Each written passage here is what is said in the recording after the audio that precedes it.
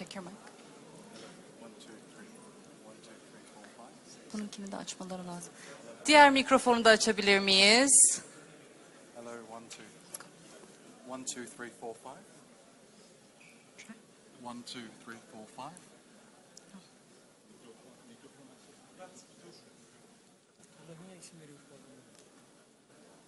1 2 3 4 5 6 7 8 9 10. 1 2 3 4 5 6 7 8 9 10.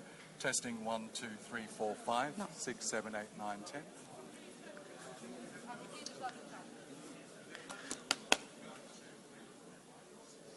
Arkadaşlar sesi gelmiyor. Sesi gelmiyor farkındaysanız. Okay, tamam.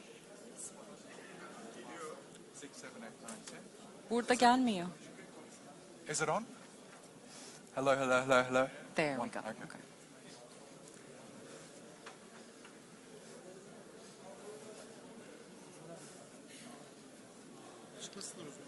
Başlatıyoruz. Bakan bir bakıyor da başlatabiliriz. Tamam, başlatalım. Are they not here?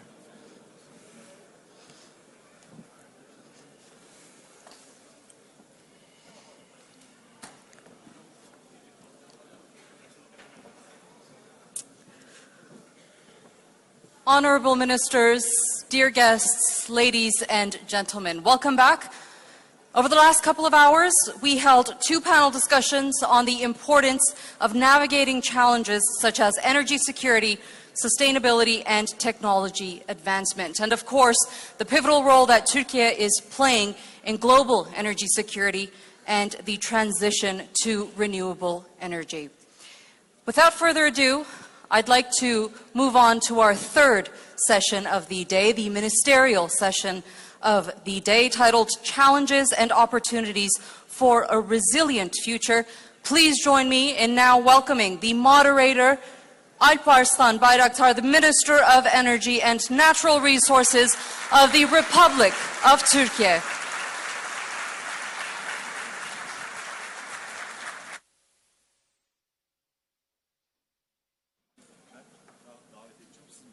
Siz zahmet buyurmayın. Buyurun efendim.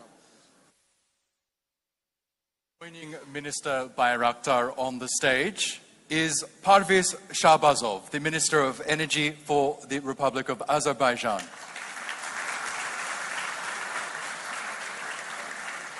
Vladimir Malinov, the Minister of Energy for Bulgaria. Levan Davitashvili, the First Vice Prime Minister and Minister of Economy and Sustainable Development of Georgia. Peter Szijjártó, the Minister of Foreign Affairs for Hungary. Dr. Khalifa Abdul Sadek, the Minister of Oil and Gas for Libya. Viktor Parlukov, the Minister of Energy for Moldova. Dubravka Djovic-Handanovic, the Minister of Mining and Energy for Serbia. Welcome, sir. And Jurabek Mirza Hamidov, the Minister of Energy of the Republic of Uzbekistan. Welcome to you all. Welcome. We'd now like to leave the floor to Minister Bayraktar.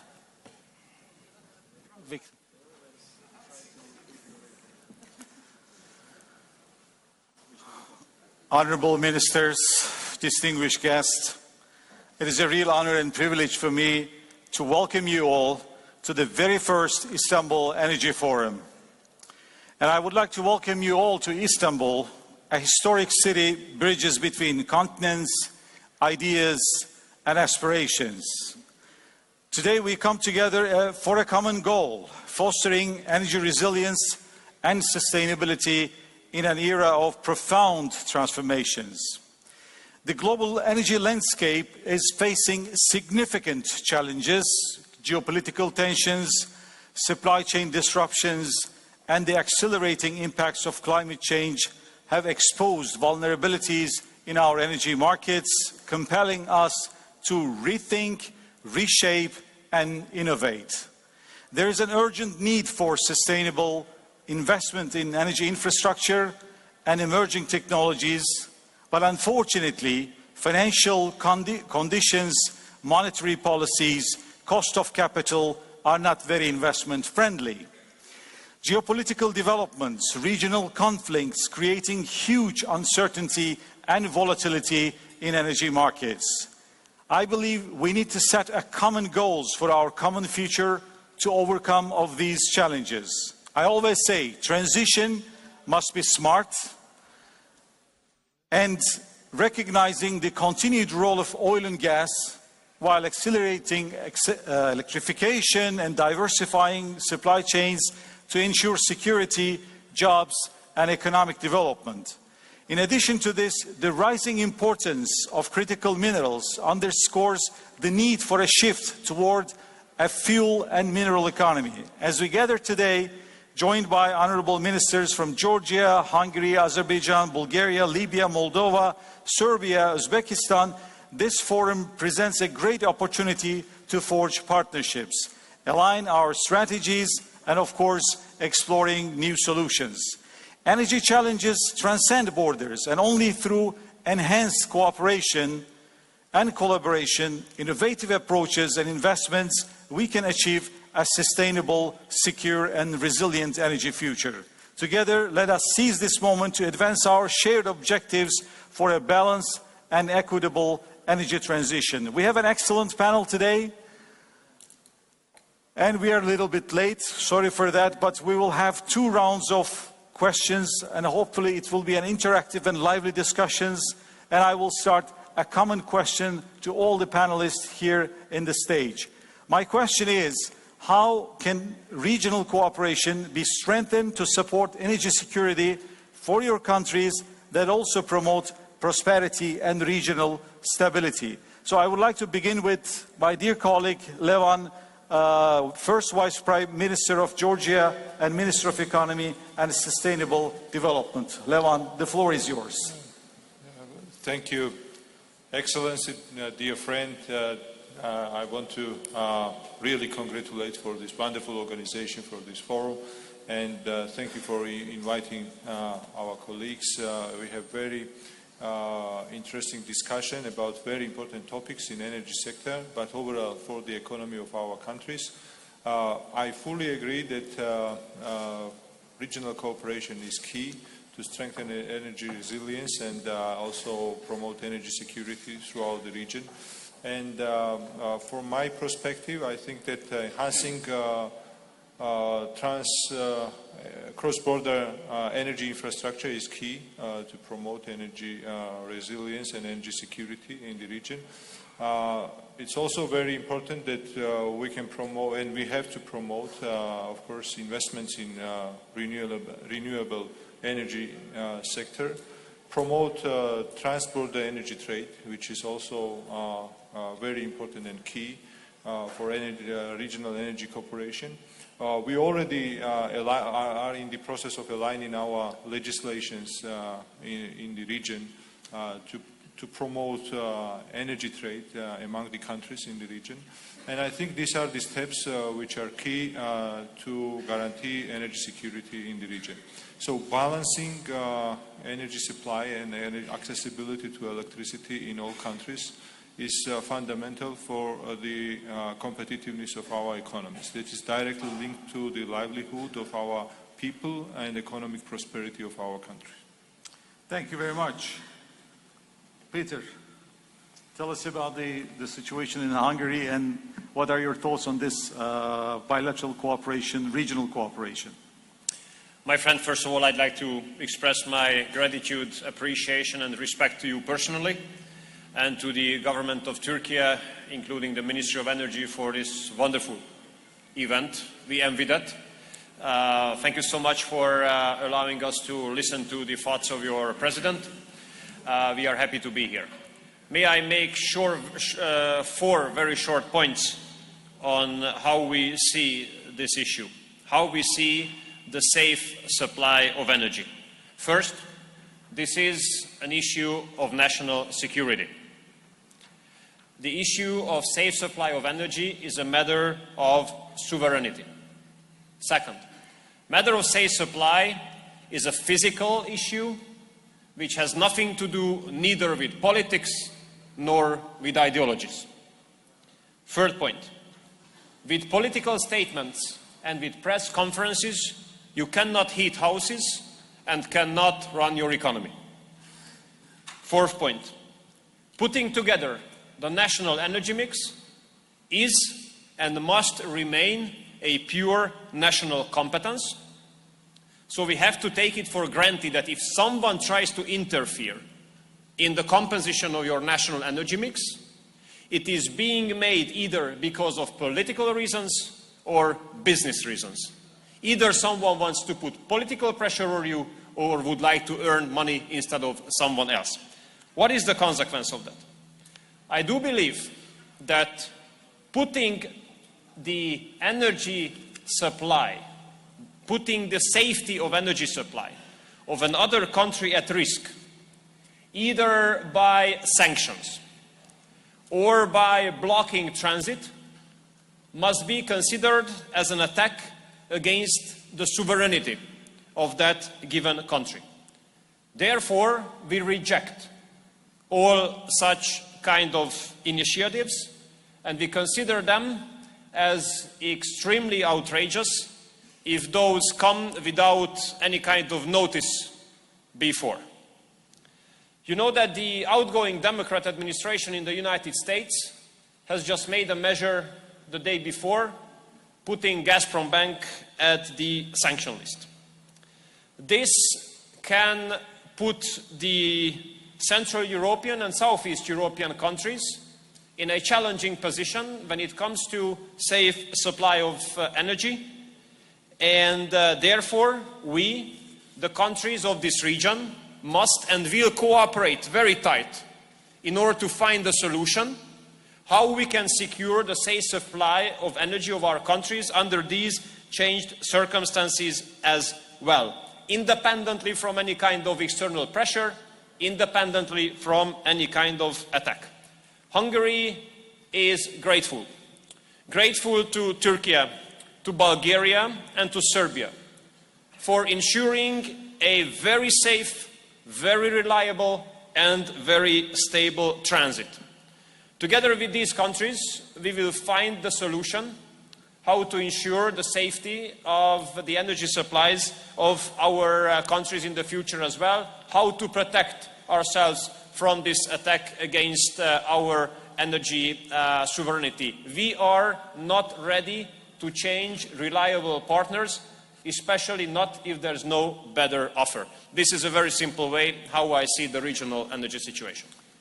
Thank you, Peter. You emphasize very important thing, especially it is quite timely that we are going to face quite significant challenges over the next few, maybe months and years ahead. I would like to turn it over to my dear friend Perviz. Good to see you since Baku. Azerbaijan is organizing a fantastic event, very large COP29. They are organizing very successfully, so congratulations once again.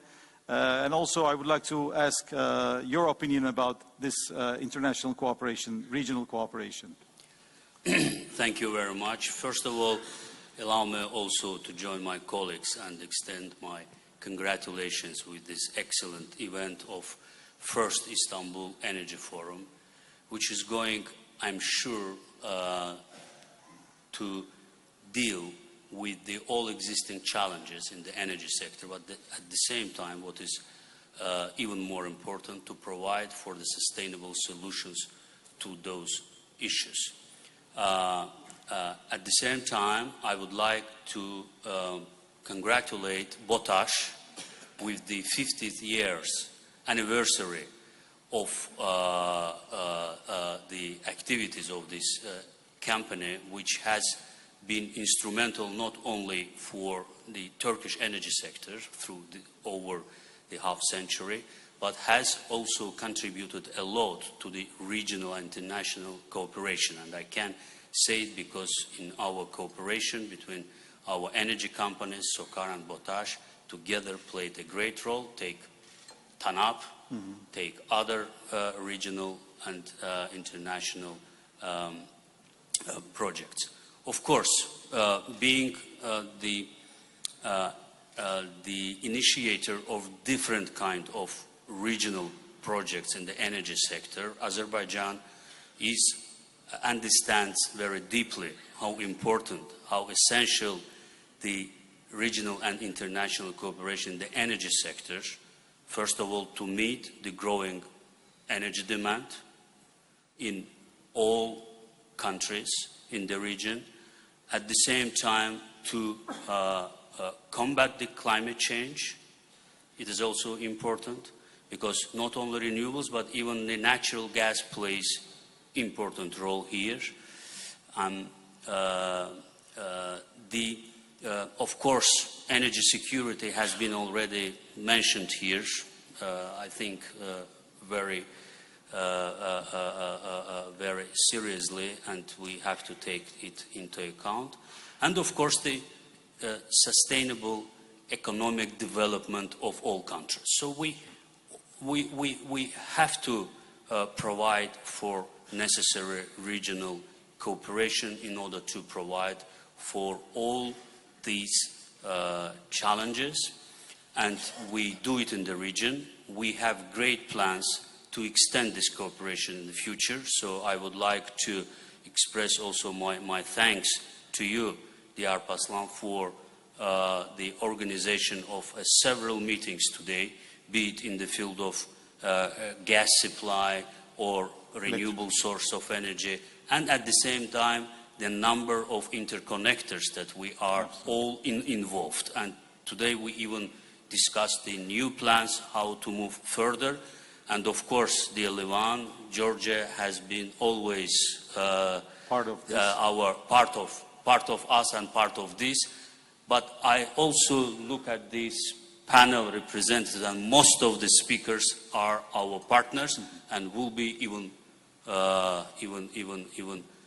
more involved in our future projects. Thank you. Thank you very much, Perviz. As you said rightly, we have a very diverse group in here. We have some oil and gas rich countries and countries dependent on imported resources. Countries are in transition. We are developing our oil and gas production.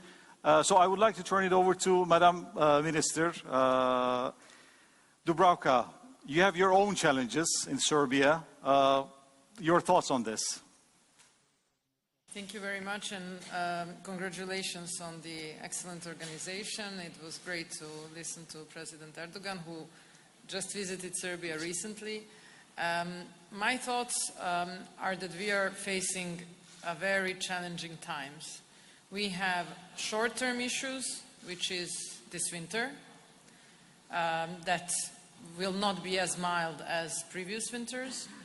And the question is about what we will face as prices of gas, what will we face as prices of electricity, how we can make sure that the homes are warm and that the electricity is safely supplied at the lowest possible cost. In the context of more fragmentation, economic, more tensions in the Middle East, unclarity what will happen in Ukraine conflict, and all this is pushing economic growth rates lower, inflation rates not stable, and high financing costs. At the same time, we need to make plans about energy transition, sustainable energy transition, how to finance it, how to get to the right energy mix. At the same time, and certainly this was the topic of COP29, that we need to be faster, but we need at the same time to ensure stable supply, and on the other side, develop long-term plans that are sustainable and that we can finance. Serbia is in between East and West, and this is the historical fact that we need to ensure the balance, geopolitical balance, that is in the best interest of our citizens. And how we have ensured this so far through neutrality and regional cooperation. Regional cooperation means we need to talk, we need to sit, we need to find solutions, and we need to find compromises. And compromises means that not all of us are equally happy and equally gaining, but what is important for our citizens is that we provide policies that are ensuring safe energy supply. Sure. And in that context, it is well known we have not imposed sanctions on Russia. We are still cooperating and getting gas, and we are thankful for that, on a very competitive prices. This has helped our economy continue to grow. We are at 3.8, 3.9 projection of GDP this year, with over 4% next year, which is for European countries an immense success compared to the growth rates in the European Union, on which we strongly depend for our trade. Nonetheless, we managed to complete the Balkan Stream, which relies on Turkish gas stream for the delivery of gas, not only to Serbia, but to Hungary, to Austria, to Slovakia, and we will continue to do so. We are faced every day with issues that we just heard new sanctions being added on, that the population we need to ensure to our citizens really that this winter we don't face the same problems as 2 years ago. And it seems to me that there is still not enough pragmatic thinking in Europe about this. We have managed to diversify really for the first time our gas sources, because you need physical possibilities to be diversified. We managed to do that with cooperation with Bulgaria and Azerbaijan to have the physical possibility to get also access to gas from Azerbaijan. And we are very thankful to our partners from Baku about this, and we will continue to build more joint projects. We are talking about gas transition, gas being used as transition fuel, so to build more combined gas and heat power plants. With Hungary, we are talking also about other joint initiatives. We need more electricity in the future. Besides more stable gas sources and more gas pipelines, we need more electricity. We need to think how to produce more electricity. And in that context, for us, for Serbia, more hydropower plants, more storage is needed. Besides renewable energy, we are thinking also and lifting the moratorium of nuclear energy. That's yet very expensive, long-term solution, but thankfully there are partners with whom we can also develop this. And really how every megawatt that we can produce in addition will matter in the future. To reach targets on meeting the demand, first and foremost, that I think that industry will continue to grow, technology will continue to expand, and this needs more gigabytes. Sure. And more gigabytes mean more investments, how to finance that, from which sources, at what cost, and what will be the pace of implementation of these projects. We don't have time. And in order to be more successful, we need to cooperate more, we need more interconnectors, we need faster transmission links that Serbia certainly is enhancing, both with Hungary and with Bulgaria in particular. More gas pipelines, as I said, with Romania, with North Macedonia, more joint projects, as I said, that we have in plan with Azerbaijan or with Hungary, more investors. Serbia is, in the Western Balkans, the largest country that attracts 65% of FDIs in the Western Balkans. So Turkish investors are very important for us, be it in hydro sector or in renewable energy. So opportunities are there. We need to grasp them, and we need to ensure high economic growth, which in these uncertainties on geopolitical levels are not at all given. So find points of growth that will help us jointly prosper and really enhance regional cooperation and interconnectivity. Thank you, Dubravka. I'll come back to you in the second round related to your other responsibility on mining. And I know that you have a very ambitious targets for lithium production and for the energy transition. Now, I would like to turn it over to my dear colleague from Libya, Minister of Oil and Gas, Khalifa Abdul Sadek. What are your challenges in Libya? Some common with us, like also you have your own specific challenges, I believe. Well, first and foremost, congratulations on the organization of such an interesting event in Istanbul. And I really thank you very much for the invitation, Your Excellency. And I would like to, kick it off by, our strategy. Then we go through, challenges. So I think the strategy that we're really focusing on at the moment is how we can probably create more gas resources to support, the security of supply to our neighbors and to our, neighbor countries and to Europe. As you know, Libya is, oil and gas country. We used to focus more on oil. Now we're focusing on oil and gas. We have an ambitious target to increase output to 2 million barrels in the next 3 to 5 years. Now we are at almost 1.35. By the end of this year, probably will be 1.4. So hopefully next year we're targeting 1.6, and then by the end of 2028 we're targeting 2 million barrels. Equally, we're monetizing and developing gas resources, and we think that probably we can get into 4 BCF in the next 3 to 5 years from current production of 2.5 BCF. There is challenges, that's clear to everybody.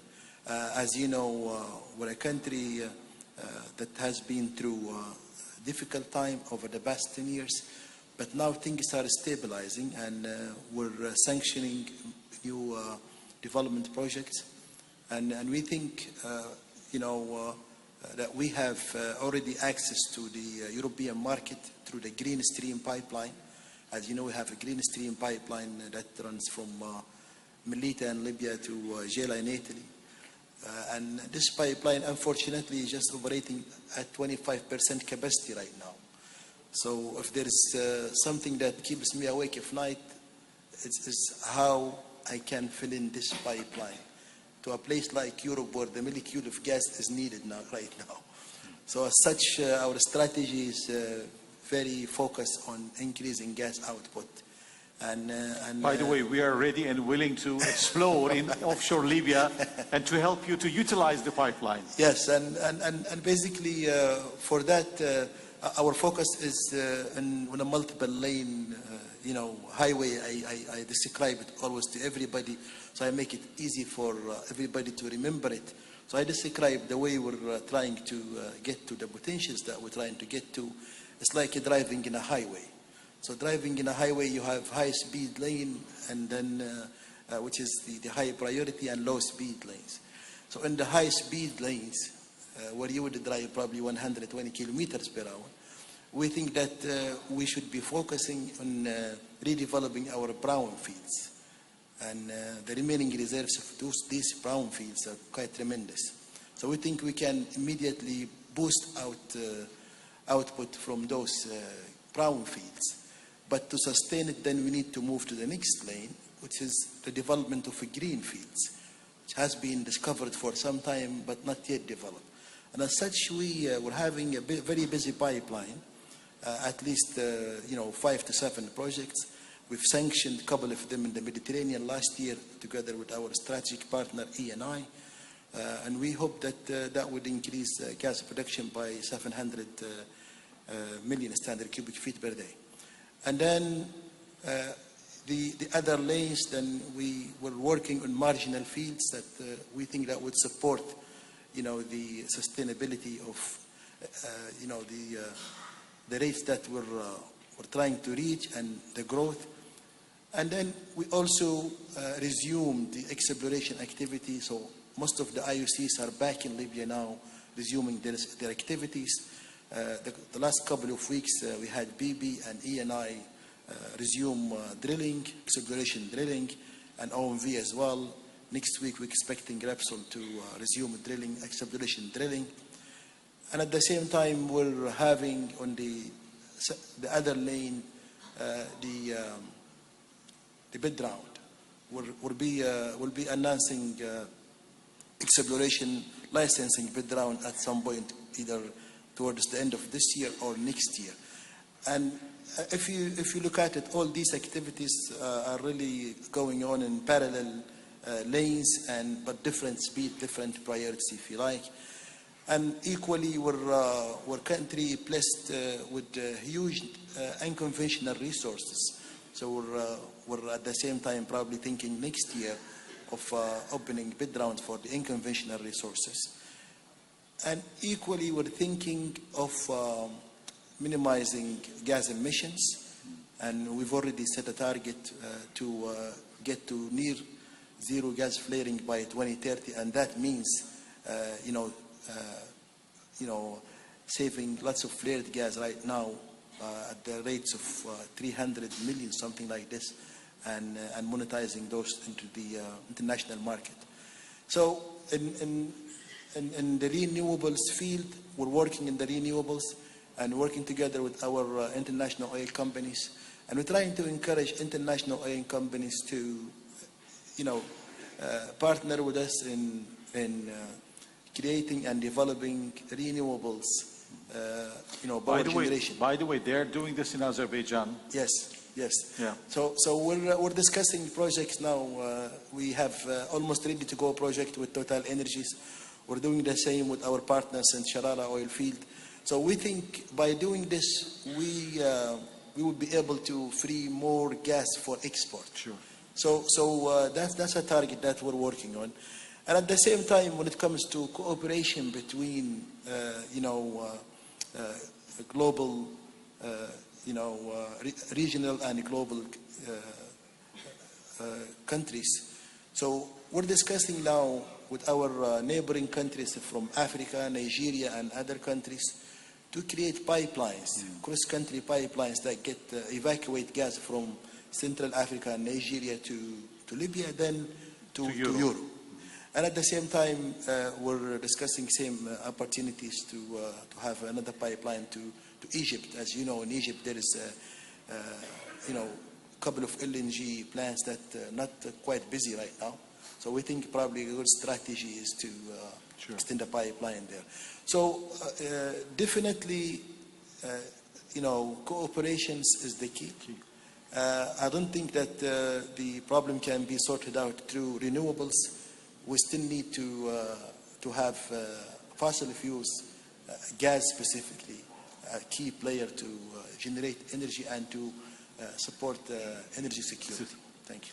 Thank you very much, Khalifa. I would like to turn it over to my dear friend Jurabek from Uzbekistan. And in front of everybody that you are doing fantastic reforms. I admire your dedication, the political will and commitment to this project. And through this, you're attracting so much foreign capital, including Turkish investors are developing projects in Uzbekistan. Tell us about your thought on this. First of all, thank you very much, Your Excellency, for inviting for this first Istanbul Energy Forum, which is being organized on an excellent level. When listening the speech of His Excellency President of Turkey, Mr. Erdogan, we could see that when he mentioned what has been done in 22 years, we see that a lot of things which we learn and which we apply in Uzbekistan. And I would like to thank especially Turkey and Turkish companies for supporting the reforms which we started in the energy sector. When we started these reforms in 2019, Turkish companies were the first to be the private investors in power generation, to implement the PPP projects. And I would like to express my sincere appreciation for this, not only this, but also in reforming the sector, introducing the energy regulator, where we learn a lot from here. That's why, as regarding the regional cooperation, which is the main subject which you mentioned, Uzbekistan being the center of Central Asia, is obliged to cooperate with all our neighbors. And with the reforms which has started in 2016, when our president came to the power, it has changed drastically. Before we couldn't even discuss that certain cooperation between the neighbors. How we can discuss when between the neighboring countries there were mines, explosives, when there were visas introduced, which were all released. I mean, and the first thing which our president started by enhancing the relations with the neighbors. Nowadays, I could proudly say that for energy sector, we cooperating closely with all our countries, Turkmenistan, Kazakhstan, Kyrgyzstan, Tajikistan, Afghanistan, with whom we are doing all types of trade, whether it's supply, export, import, or transit, whether it's oil and gas, or oil products, or especially in the power sector. Moreover, as a next step of real such a enhancing of the relations between the countries, and I think it could be an example for other regions in such a volatile world, is we started discussing and implementing joint projects, not in our country, but in neighboring countries, which we couldn't even dream. Nowadays, we have a joint venture with Tajikistan for implementing 2 hydropower projects. We have we started a project between Uzbekistan, Kazakhstan, and Kyrgyzstan for implementing big hydropower, Kamarata hydropower plant.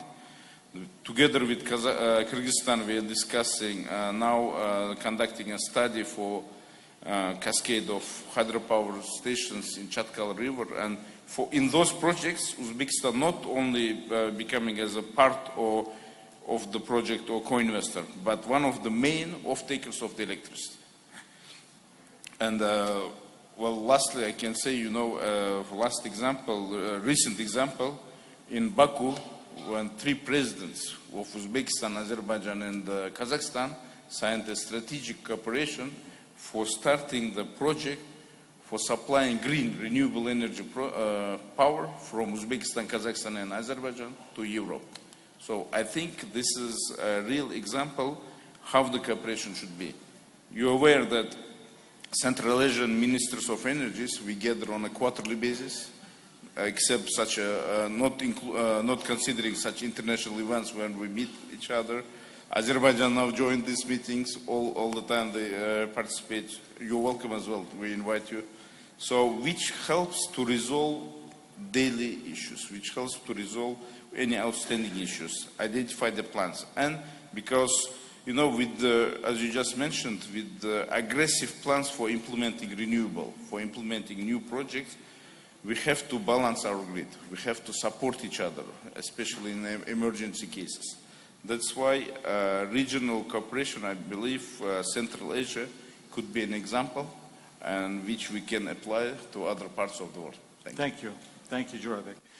And before moving to Vladimir Malinov, he's a very good friend of mine also. Someone asked me why you are moderating this session. You couldn't afford a real professional moderator. I said, because these are all my friends that I would like to talk with them about like a friendly environment. So that's why I took this position. That's why I'm moderating this session. And once again, thank to everyone.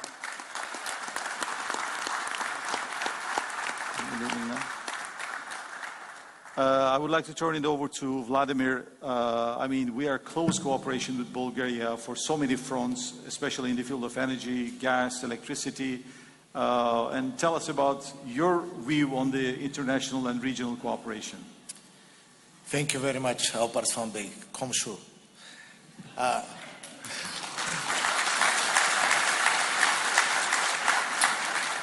I'm really pleased and honored being here, and I do feel comfortable because I see a lot of friends, old friends, long-lasting friendships, and new friends which are coming on board in our common challenges.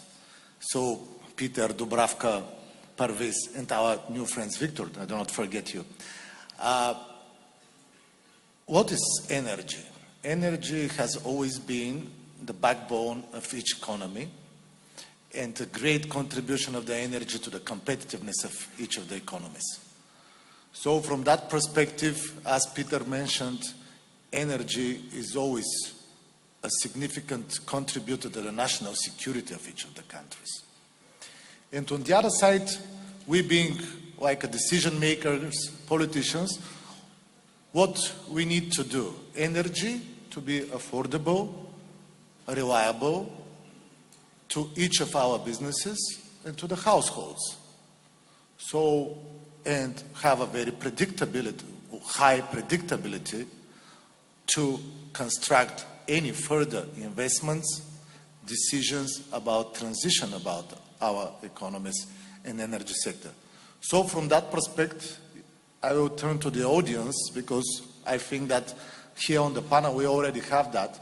But if you would like to remember just one single word from that panel, that we need to have strategic partnership. Strategic partnership not just on a bilateral basis, but looking much more regional, having much more better coordinated approach, we to have the common solutions and then to elaborate common decisions on that, to have co-investments and shared financial risk from that perspective, and when it turns directly to the energy, to have high, much more better connectivity between the different regions which they are producers of natural gas and oil, like Azerbaijan, and future renewable energy, which we are focused, because indeed it was mentioned by Jorabek that the region starting from the Asian part of Turkey and further on to Azerbaijan, Uzbekistan, Kazakhstan, they could bring additional renewable energy for the Europe, which Europe in the upcoming decades will suffer, and the demand of renewable energy will be huge enough. So from that perspective, we have always considered Turkey, and it is a strategic partner to Bulgaria, which brings additional stability, not just to Bulgaria, but to the whole region. And I do believe we have some common initiatives as a Bulgaria, which we have already presented during the marvelous organized COP29 in Baku. We have very well in this morning discussions on a bilateral and multilateral level. So I see that our region and our cooperation, and this is a perfect example, organizing this energy forum, had a great chance to further develop and to bring additional stability and prosperity to our countries. Thank you very much. Vladimir, thank you so much. And another long-time friend, Viktor Parlikov. We had an interesting story. We started at the regulator many, many years ago. He didn't change much, but now he has a bigger responsibility as the Minister of Energy of Moldova. Viktor, the floor is yours. Thank you, Alparslan. That was, great times, great experience. Thank you. And on our country, it's probably one of the emblematic examples of a country that has to rely on cooperation and on international cooperation, because we don't have much of our own resources. 75% of the energy that we consume is imported. Therefore, the interconnectivity and the issue of reliable sources, and I here fully support the position of Peter Sierto that the use of energy and weaponization of energy is a totally unacceptable thing. Now, in our particular case, after the beginning of the war, a lot changed. Ukrainian and Moldovan grids synchronized with European transmission grids, and we became a part of a much bigger market, part of a much bigger system. And for me, the best depoliticized and secure way of ensuring the energy is functional, well interconnected market. And this is what the European Union is trying to build. Of course, for a long time, it is, it's It has its hurdles, but it's working on that. There is no proper markets without interconnectivity. There's not going to be integration of renewables without proper interconnectivity. Particularly this interconnectivity, given the patterns of the sun, are important on the horizontal axis, on the east-west axis. The more we can use the sun when it's there and when it's needed in west to use it from the east and vice versa, the more agile and the more integrated, the more greener and actually cheaper energy we will be able to integrate. That's why the plans to interconnect Azerbaijan with Romania and Bulgaria with high voltage cables are an indirect benefit for Moldova as well, because that will bring a different input of energy into the whole region with which we're strongly interconnected. That's why, if you ask me, number one is interconnections and reliable, stable rules of the game between all the parties involved. Second is functional markets. Functional markets that do not create distorted price signals. That one thing, and we are experiencing that in our country. We are just starting to develop our markets, and we already are seeing the interest of private investors to come in, to step in, to invest, to build, to ramp up our generation infrastructure, both renewables and fossil. This is, to me, the only way, and definitely cooperation between the countries and political cooperation and openness between the countries has a strong role here. And I would like to to use this opportunity also to thank many partners on this panel, particularly this is Azerbaijan, this is Bulgaria, this is Turkey. You have largely saved us when we had no alternatives in 2022, and there is going to be more pressure on these routes and alternative corridors now that let's say the transit through Ukraine after the 1st of January is uncertain. So there's more room for cooperation and more need for good coordination between us. Thank you. Sure. Thank you, Victor. And I would like to continue with you for the second round. You reminded me earlier means like the beginning of 2010s when we were discussing about functioning market that you touched upon. But also I would like to ask you, what about your own solutions or like a potential solution? We have so many investors in here also. I would like to hear from you about Moldovan renewable projects or like a prospect, gas, diversifying your energy mix, like a more own specific ideas on this. Thank you. First of all, of course, Moldova is a small country. That's why the figures that I will be putting up is probably not going to be impressive compared to the things that are happening, for instance, in Turkey or in other places. We're a small country, we're a small system. But the amount of investments that we're doing in our energy system in the next couple of years, in the next several years, is probably going to be more than everything that's been done in the last decades. We're talking about, for the first time since probably Soviet times, we're talking about building in the same time 3 interconnections, 3 high voltage lines, 2 of them new interconnectors with Romania. One is internal line, but which is connecting the capital to the existing interconnection with Romania. We're talking about modernization of our district heating systems. That's hundreds of millions of euro allocated for that. We're talking about renewable auctions on renewable energy. Of course, as I said, 105 megawatts for wind and 60 megawatts for solar is not going to impress countries like Turkey or China. But this is a step. This is what we can integrate in the grid now.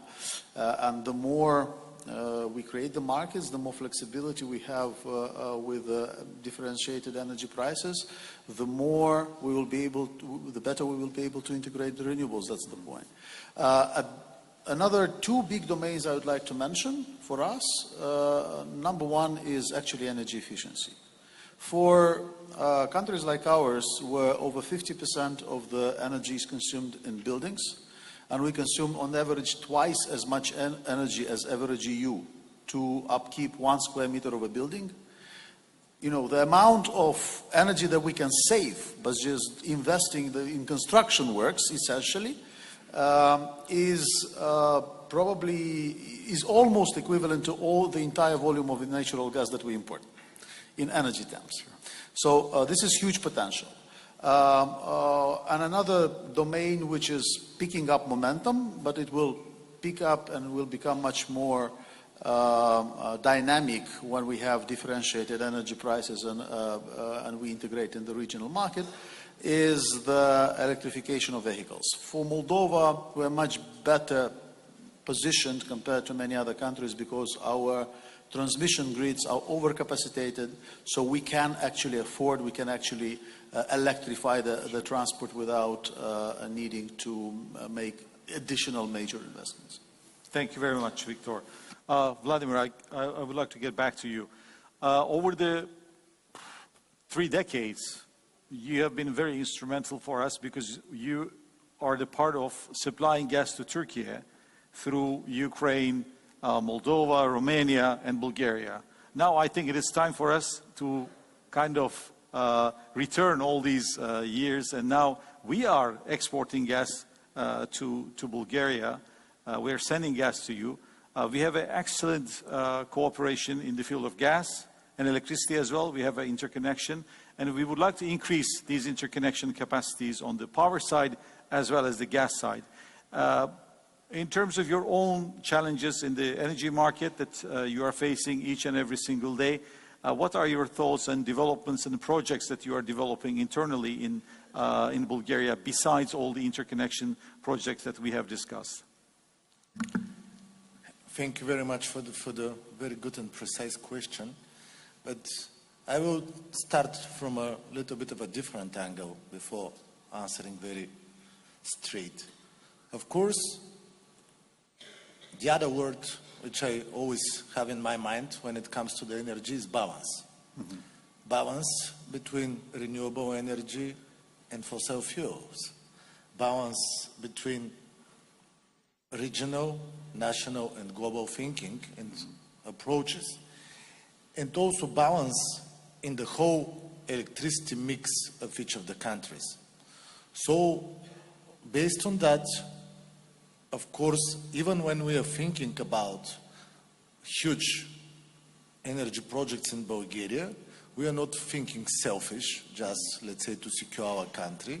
And we are thinking what will be the regional impact of those projects. So, first of all, you correctly mentioned that on a long-term basis we were supplying Turkey, but nowadays we see that Turkey could be the bridge between the potential by geographical standpoint where the renewable energy could come and reach Europe. And we should get the best use of the Turkish bridge. So in that respect, we should concentrate our efforts in future, even on a short-term basis, development of our connectivity.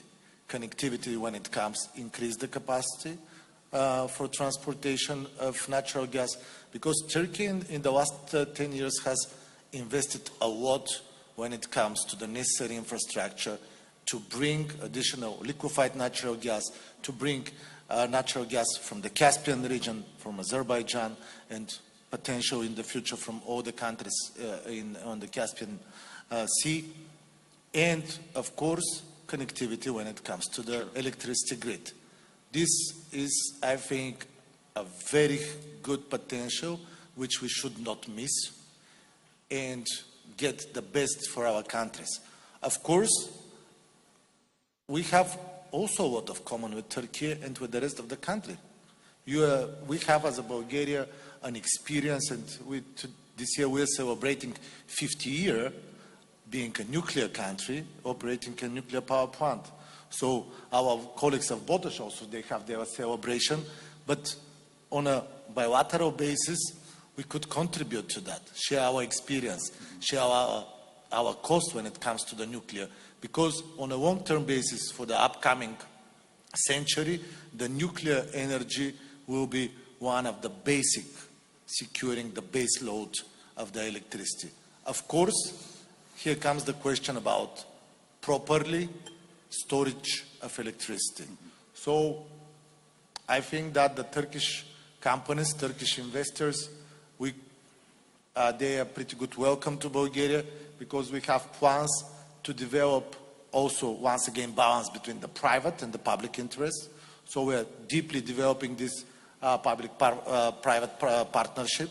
So pretty good welcome to Bulgaria. About a big hydro pump storage projects, which we have the natural resources, existing dams, which to be connected, and all this renewable energy to be stored and to be beneficial for the whole region. Thank you very much.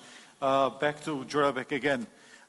We heard and we know that you have very ambitious goals to developing energy infrastructure in Uzbekistan.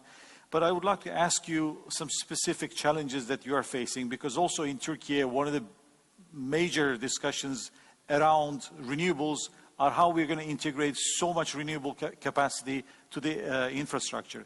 So what about your plans? And since you are developing each and every year a significant amount of renewables, how you're managing the infrastructure on this integration? Thank you. First, I would like to say that in order to bring all these direct foreign investments, we started reforms in all sectors, and one of the key aspects why the companies are coming is the political stability, economical growth, which is close to 7% annually, growth of population. Now we're at already 37, and very soon we'll be every year adding almost 1 million. And but also the trust and the belief of our partners. I think Cengiz Energy, Aksa Energy from Turkey, Aqua Power sitting here, they can confirm it. And regarding the plants, I would like to say that yes, right now, by the end of this year, we're planning to achieve more than 4 gigawatt of renewable, solar and wind, and by 2030 to have 20 gigawatt, to have 40% in our energy share. So, of course, we understand the challenges, what can be done, how it, because we see when the weather changes, how it's impacting. That's why we will develop not only renewable, but we're doubling the thermal power stations by, demolishing the old units, not energy efficient ones. We will double the capacity of hydropower. This year we're commissioning the first battery energy storage system, BESS, 300 megawatt, and every year we will add almost 1 giga, and by 2030 to have 4.2 gigawatt of BESS storage, plus pump storage. And again, I would like to say that inter-regional cooperation, which will help to balance, to operate the grid and to provide sustainable energy for not only for Uzbekistan, but to our neighboring countries as well. Sure. These are the plans. Sure. Thank you. Very good point. I mean, this reminded me also that we cannot say to any sorts of fuel or option or solutions in our energy markets. You need storage, you need renewable, you need to interconnections between neighboring markets. And development of the grid. We will modernize more than, build around 5,000 kilometers of high voltage cables, 22 new substations, and even we are now doing the feasibility study for HVDC cable within the country. Sure. Khalifa, I know it's not in your portfolio, I mean the power generation and other fields, but you already opened the Pandora's box, so I would like to ask you this, because you said you would like to see international oil companies to invest on the renewable side, renewable projects in Libya. What do you say about like power market developments in Libya, and what are your plans for that? Well, as I said, our government and strategy of the government is to focus on power generation using renewables so that they can free up more gas for export. So that's the first and obvious target. And I think, as you know, the education of Libya is like between the Sahara and the sea, and we have, very elite location for solar energy to generate power. So as such, we're working on multiple projects, and we think that at some point of time, probably we'll extend those projects for investment, even to supply electricity through cable to Europe. So there's projects in place right now to generate electricity and supply to Europe, like we supply the gas to Europe. Sure. So we're starting at a small scale now with like 500 megawatts, but we're targeting multiple megawatts in the years to come. We're open for investors to come and contribute in this field.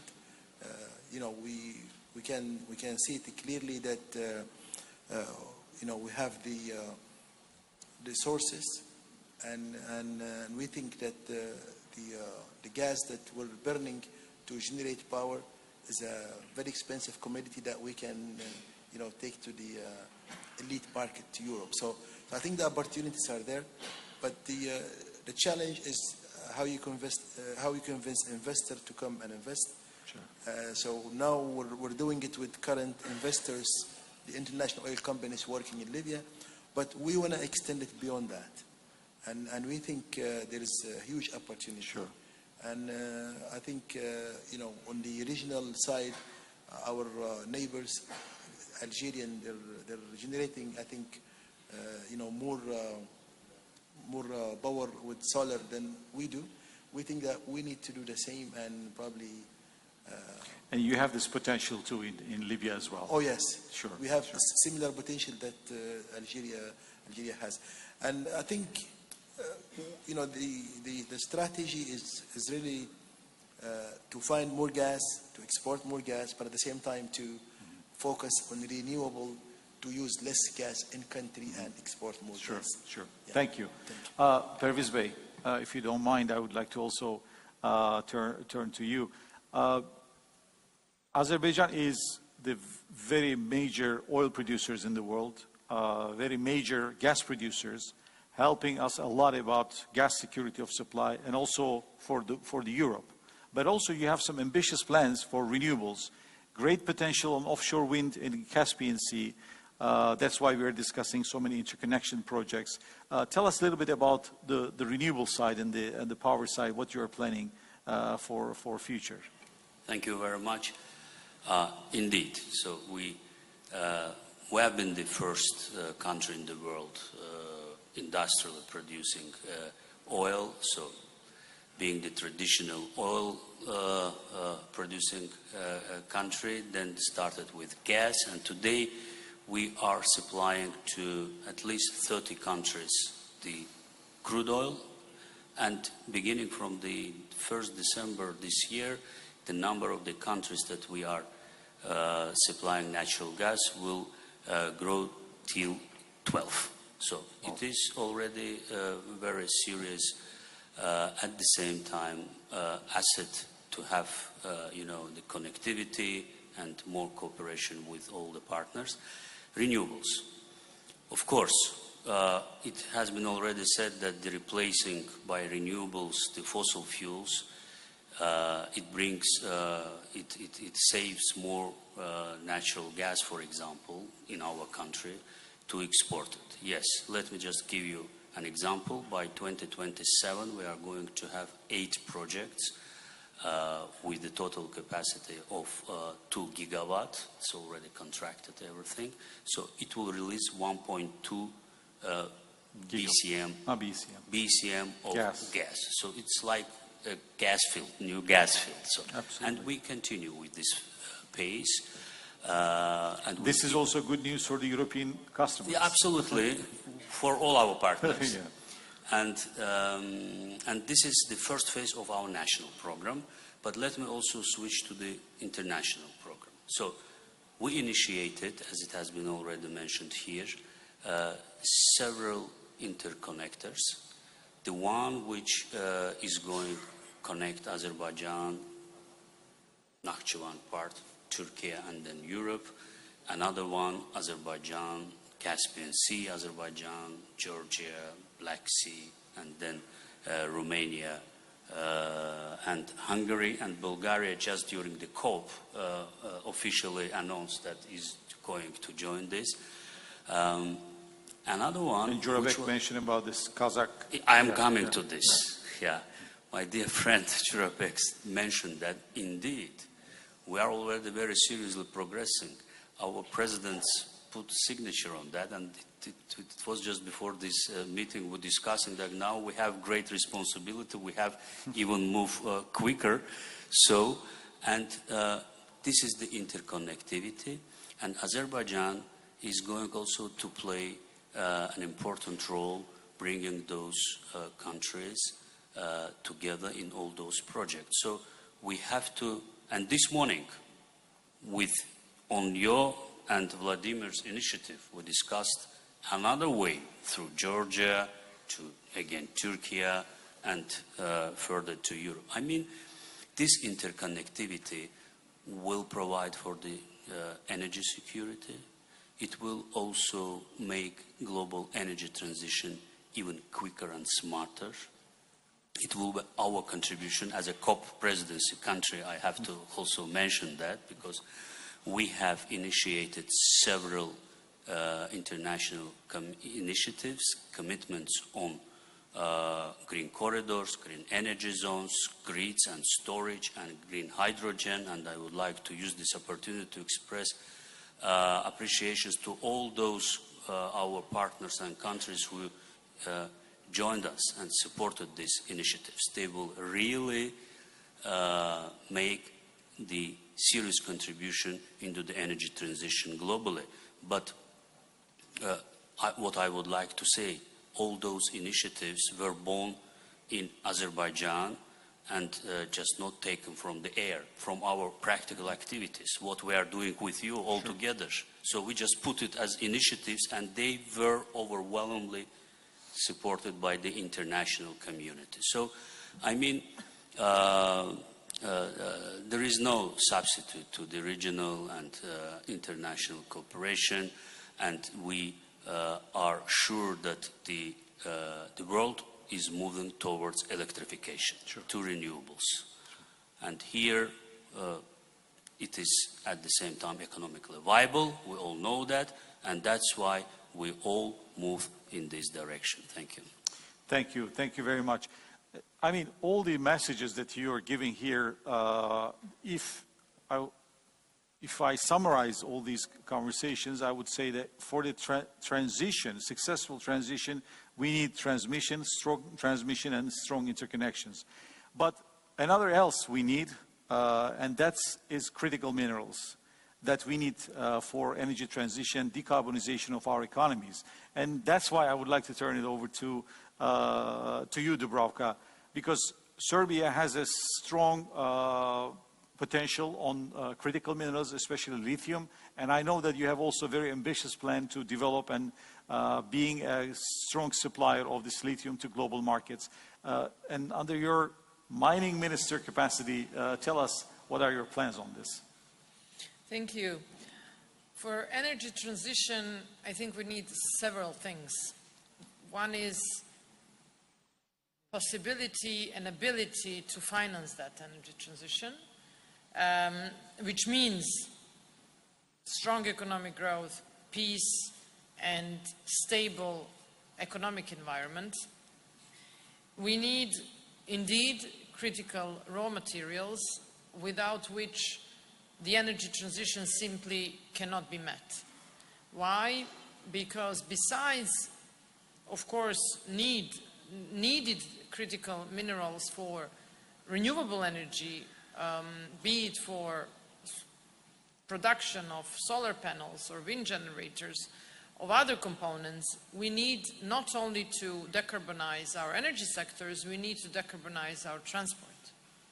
And to decarbonize transport, we need basically to abandon completely the fossil fuels used in transport, which means abandoning our current way of living, which is reliance on fossil fuels in transport sector for simply trucks, cars, and everything else that comes with it. And if we are looking into electric vehicles as a solution, well, simply the targets of climate neutrality will not be met unless we mine much more than today. Sure. And this is much more easily said than done, because for mining projects, you need 10, 15 years to have actually fruitful product. And we are already in 2025, and we are talking about the deadline of 2050. So I must share to some extent the skepticism on global targets of 2050 without action today in mining. And again, for this we need experienced companies, we need natural resources in countries where they are available. However, we need to change the mindset of big corporates, especially in mining, coming to rich natural resource countries that have, in many cases, economic difficulties, and simply exploit that resource, because this will have to stop in more balanced and equal terms, which means creating value chain production in the place of origin of natural resource.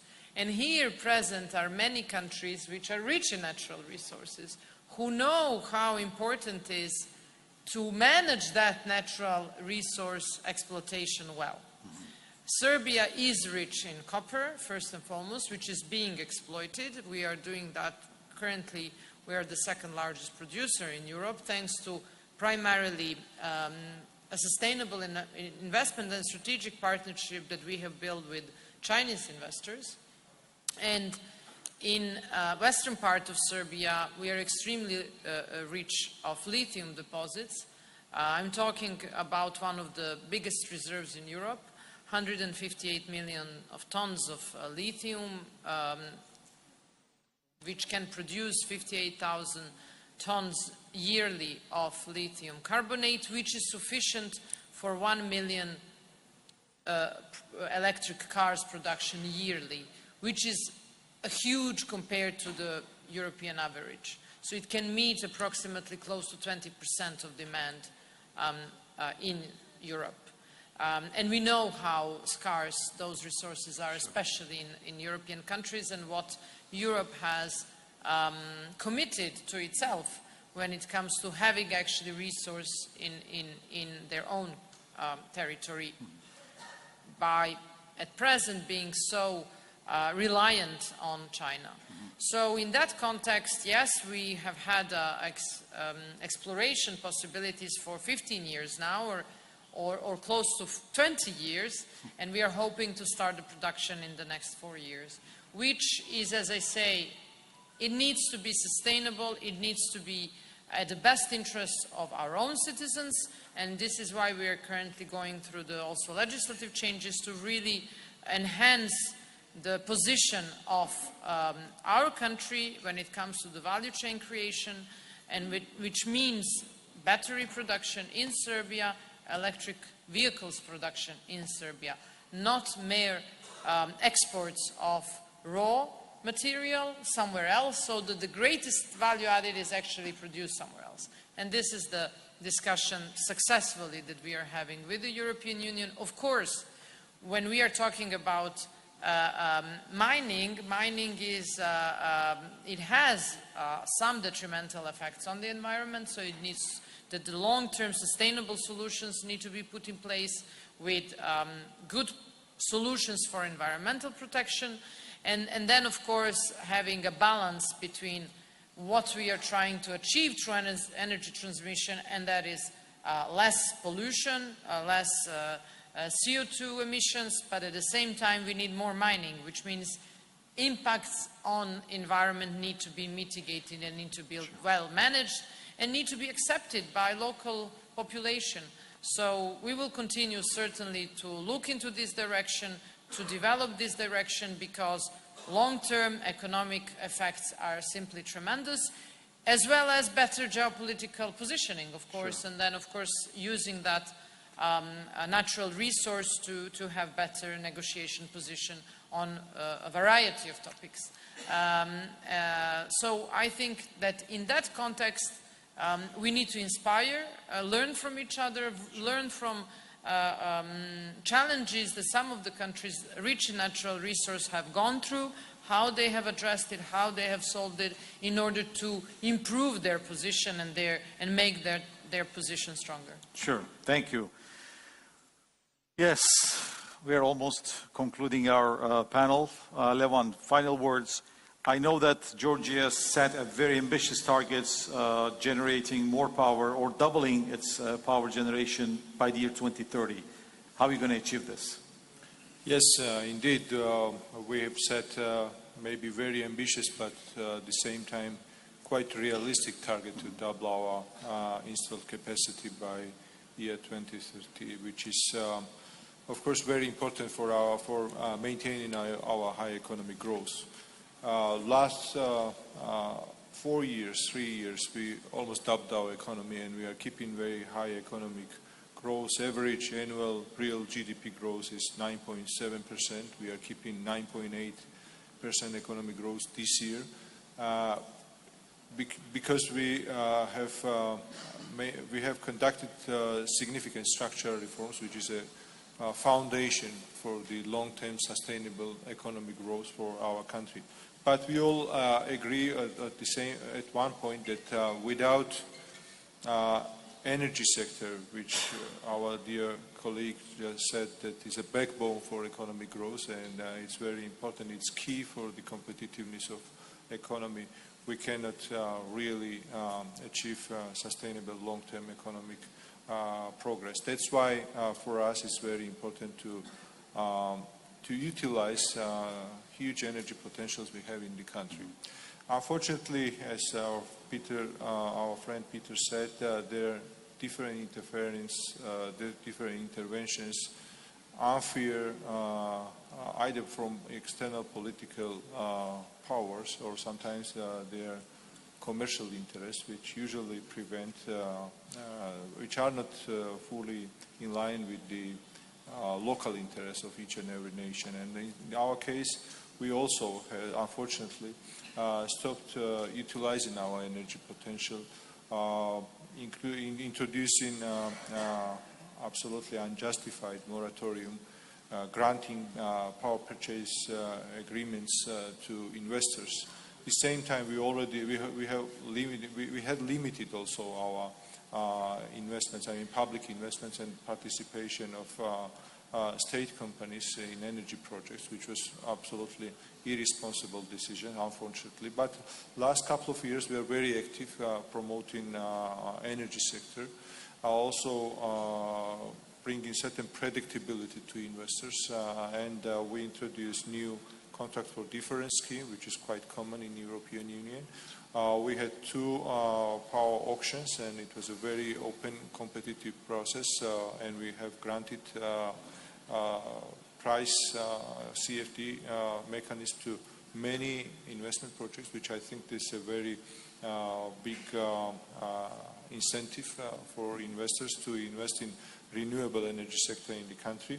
We have now very easy process, I mean minimum bureaucracy, attracting investments in energy sector, granting again CFD mechanism, giving price for 15 years, which is very important to access to finances for renewable energy projects. And I think that with this kind of mechanism we can really boost our energy sector. Talking about Georgia's energy potential, we are talking about the country with 26,000 mountainous rivers, so we have huge hydropower resources, and we utilize only 20% of our data, which is really far from the European average, and we definitely will invest in hydropower. This is very important. Also, we will invest in hydropower plants which have capacity to balance the grid and integrate wind and solar projects, and we have also significant onshore wind power potential plus solar in combination. I think that these directions will be promoted next 4 or 5 years so that we can achieve this target. But again, we are not, we talk about renewable energy in our energy mix, but we understand that we nowadays, in order to quickly integrate renewable energy projects, we need to have combined thermal plants, which we have in pipeline several projects which will be implemented next 2-3 years. So in total, we have incentives for private investments in our energy sector. We do some public projects as well, but also we have this PPP mechanism, which is according to Georgian PPP legislation, fully in line with European directives in public and private investment partnership. Public investments in grid, again, we do the same as other countries to strengthen the grid and support the generation projects. And of course, we understand that interconnections are very important. We talked so much about that, and we are part of all these international initiatives, and we will continue to be supportive to these initiatives. Thank you very much. Thank you so much. That's your contribution to our panel. As we conclude our session, I would like to say a few words to summarize what we have discussed and potential key messages from this panel. It is so obvious that every country has their own specific challenges, but of course we share many common issues and challenges. And the cooperation in this energy transition era is quite crucial. And 3 key messages from this panel, as far as I understood. Number 1, no single fuel obviously dominate the future. So an orderly and balanced transition is essential. This is number 1. And second, obviously we all mention about cooperation, collaboration, and I think it is also very vital to achieve our common goals. And lastly, as Dubravka mentioned much about affordable financing, is very critical. International financial institutions must step up to provide equitable and accessible funding to support this energy transition, particularly in our countries like emerging economies, developing countries. So once again, I would like to extend my sincere gratitude to my dear colleagues, distinguished ministers, for their participation today's event and their insights. And I'm quite confident that the outcomes of this forum will benefit us all as we work towards a sustainable and secure energy future. Now, I would like to ask you to give a strong round of applause to this excellent panel.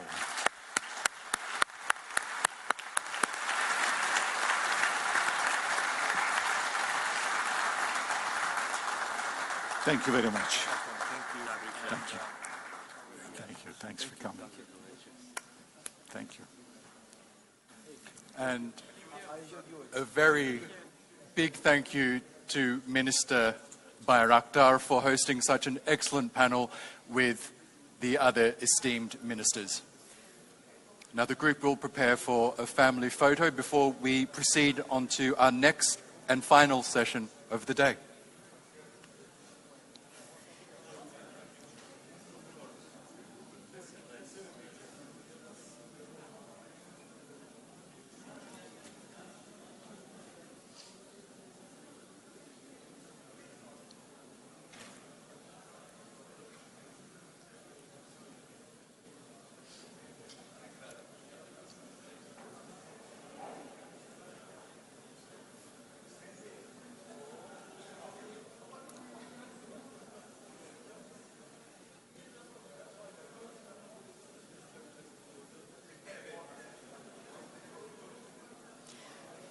There you have it, ladies and gentlemen. Honorable ministers, summing up the ministerial panel, thank you very much to every single one of them for their invaluable insight and time. Much appreciated. Ne demek? Yok, estağfurullah. Minister, thank you so much. Great. Mükemmel. Gerçekten. Teşekkür ederim. Ne demek? Rica ederim sizlere de. Hiç önemli değil.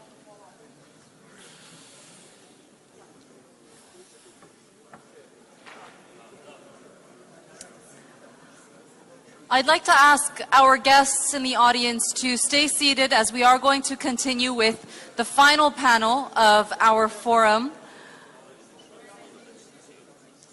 Thank you so much.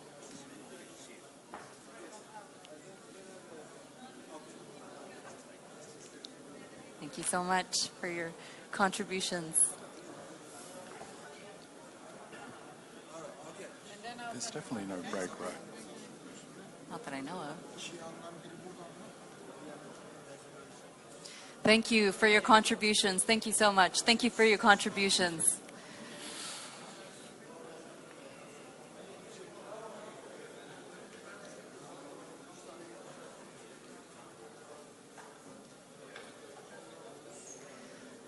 Dear guests, as our ministers make their way out of the room, I would really appreciate it if I would have everyone stay seated as we are going to conclude our forum with the last session of the day. I know it's been a long day, but bear with me. We do have a very interesting panel for you coming up. So I would really appreciate it if our guests would make their ways to their seats.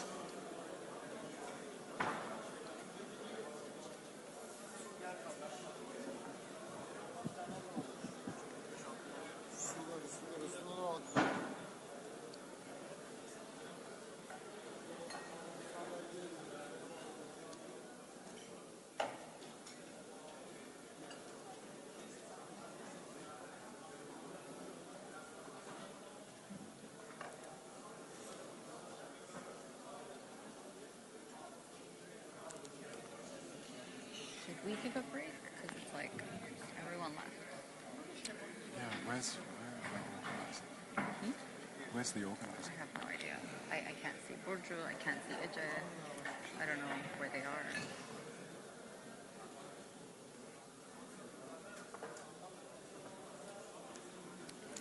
Because it depends on what they've been told outside.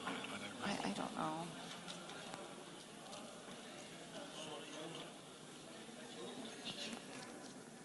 I mean, they're resetting anyway. Right.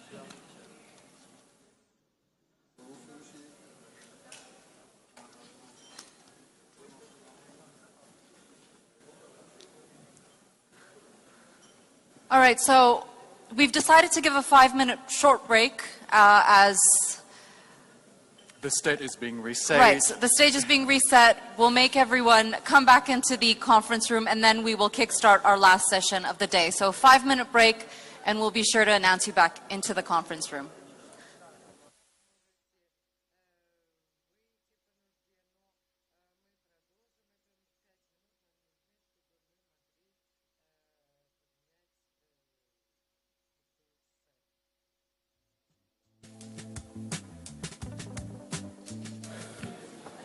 Ses prova.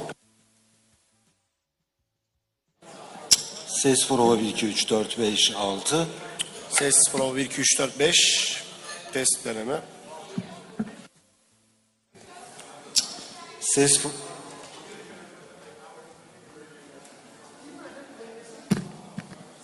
Ses prova 1, 2, 3, 4, 5, 6. Test prova 1, 2, 3, 4, 5.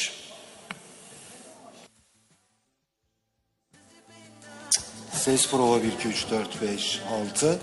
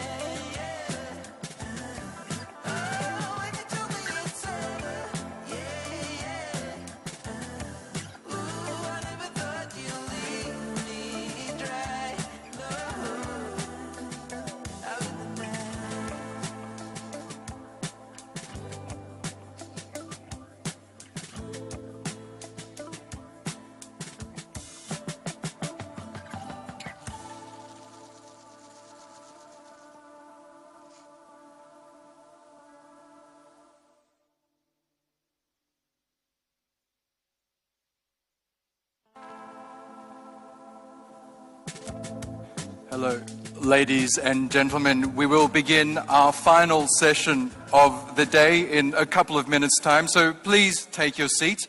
So we will begin the fourth and final session of the Istanbul Energy Forum. Thank you.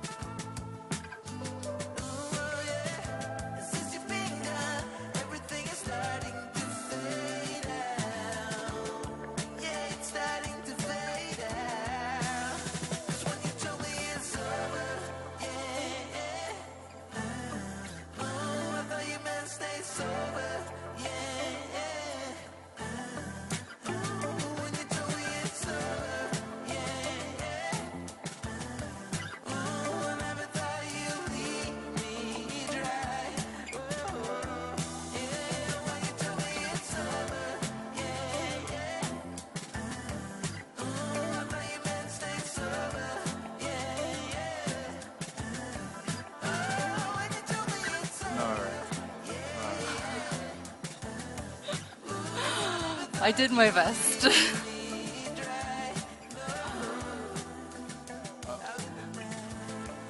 All right, dear guests, for those who have stayed with us, thank you very much. It is my pleasure, without further ado, to introduce the fourth session of the forum called Financing the Energy Transition, Expectations and Priorities. I will leave the floor to my colleague and the host of TRT World's business show, Money Talks, Oscar Sorbakti. The floor is yours. Efnan, and thank you all for staying with us throughout this very long day. We appreciate your company. Now, this session focuses on a critical pillar of our energy future, the resources, investments, and strategies required to drive a sustainable, low-carbon transformation. The energy transition is no longer a distant ambition. It is a necessity. Global efforts to achieve the goals of the Paris Agreement demand an unprecedented scale of investment, estimated by some at over $4 trillion annually by 2030. Yet beyond the staggering numbers, this transition represents an opportunity to reshape energy markets, drive innovation, and create more resilient economies. Now, Turkey's role in this transformation could be key. With its growing renewable energy sector, strategic location, and ambitious 2053 net zero carbon goals, Turkey demonstrates how nations can bridge traditional energy resources and with innovative, cleaner technologies. However, achieving these ambitions requires collective effort, public funding for one, private sector engagement, and international partnerships must align to mobilize the necessary resources. Our esteemed panelists today bring expertise from diverse sectors, offering insights into overcoming the financial challenges of the energy transition and exploring opportunities for collaboration. Without further ado, I'd like to introduce our panelists. First, Umberto Lopez is the country director for Turkey at the World Bank. Shule Kılıç is the deputy country director, Turkey, at the European Bank for Reconstruction and Development, and heads sustainable infrastructure and energy at the EBRD here. Mariam Travali is the Infrastructure and Natural Resources Regional Manager for Central Asia and Turkey at the International Finance Corporation. Taha Meli Arvas is the CEO of the Energy Exchange of Istanbul, EPİAŞ. And Der Saigen is the Industry Program Lead at the Organization for Economic Cooperation and Development. Welcome to you all, and thank you so much for joining us. Let's get straight into it. Humberto, I'd like to start locally. Explain to us, how is the World Bank addressing the unique financial challenges that Turkey is facing in terms of transitioning towards renewable energy sources while balancing short-term economic goals with longer-term sustainability goals? Now, good afternoon, and thank you for the opportunity to be here. And I think that the first thing is also to recognize the government of Turkey for organizing an event like this. It's not only important for having the people that have been in the previous sessions, but also for sending a signal of how important for this government is this plan. And this gives credibility for the plan. And since we are going to be talking about financing, the credibility of the plan is going to be critical. If you have asked me that question a few years back, probably I would be a little bit struggling and balancing the pros and the cons of going to renewables, of trying to bet on growth, etc. If you ask me today, I would tell you that now is not either or.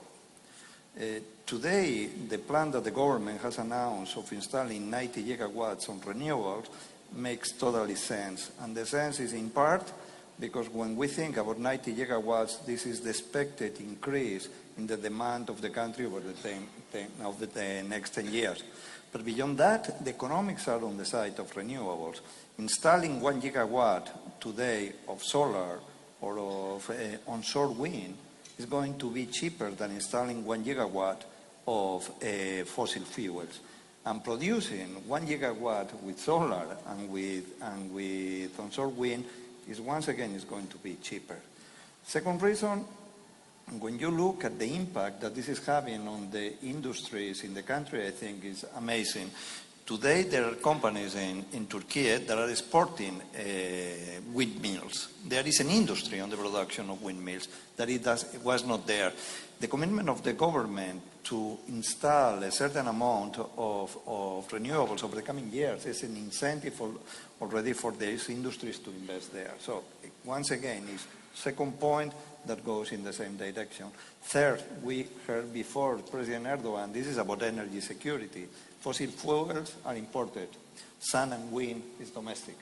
This contributes to energy security, but also to macro security because the current account balance is going to improve on that front.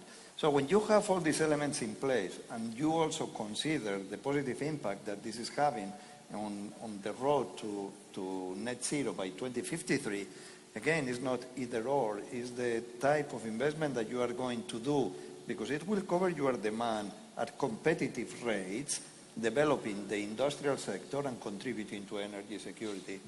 I think that you have very good reasons to go in that direction without having to think that you are balancing different objectives. Shule Kilic, explain to us what specific financial instruments or strategies is the EBRD deploying to accelerate the energy transition here in Turkey, but also how do you balance supporting renewable energy projects with the need for economic stability in the region? Oops, thank you very much. First of all, as EBRD being present since 2009 in Turkey, I need to say proudly that it is actually the largest country of operation we have, and as of now we have over 21 billion euro of investment made. And out of this, 10 billion euro of the financings we have provided were either linked to the green or linked to the renewable energy. And in terms of products, what we do is, of course, as a financier, we provide direct financings.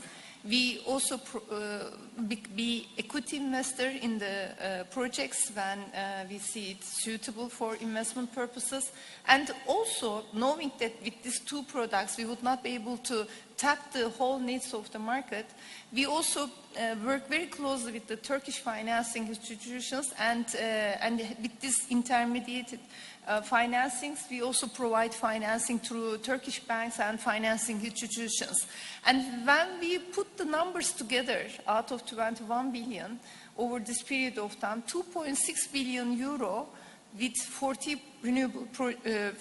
projects in the energy sector, we provided direct financing. Another 2.8 billion euro of financing was again supporting the renewable energy projects through Turkish banks and financing institutions.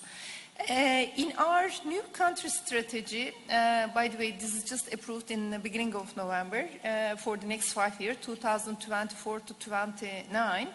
In parallel with the Turkey's goals of achieving the net zero targets for the climate change, we also put the renewable energy and green transition as the very first item in our country strategy. And with this, of course, any project and financing necessary to decarbonize the industries as well as to increase the renewable energy capacity, we will be there.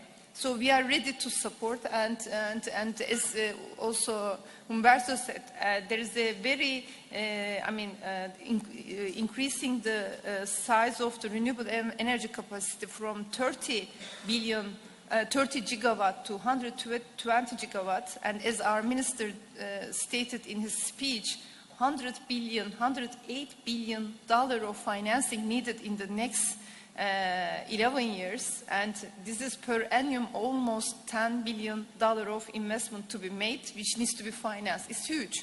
Of course, this is only part of the story, renewable energy. We should not forget that there's also the industry decarbonization part, and as part of the study we have done as EBRD together with the Minister of Industry, there is another $100 billion of investment to be made for the decarbonization of the industries, especially steel, glass, cement, fertilizer. Put aside, there are other sectors like ceramics and so.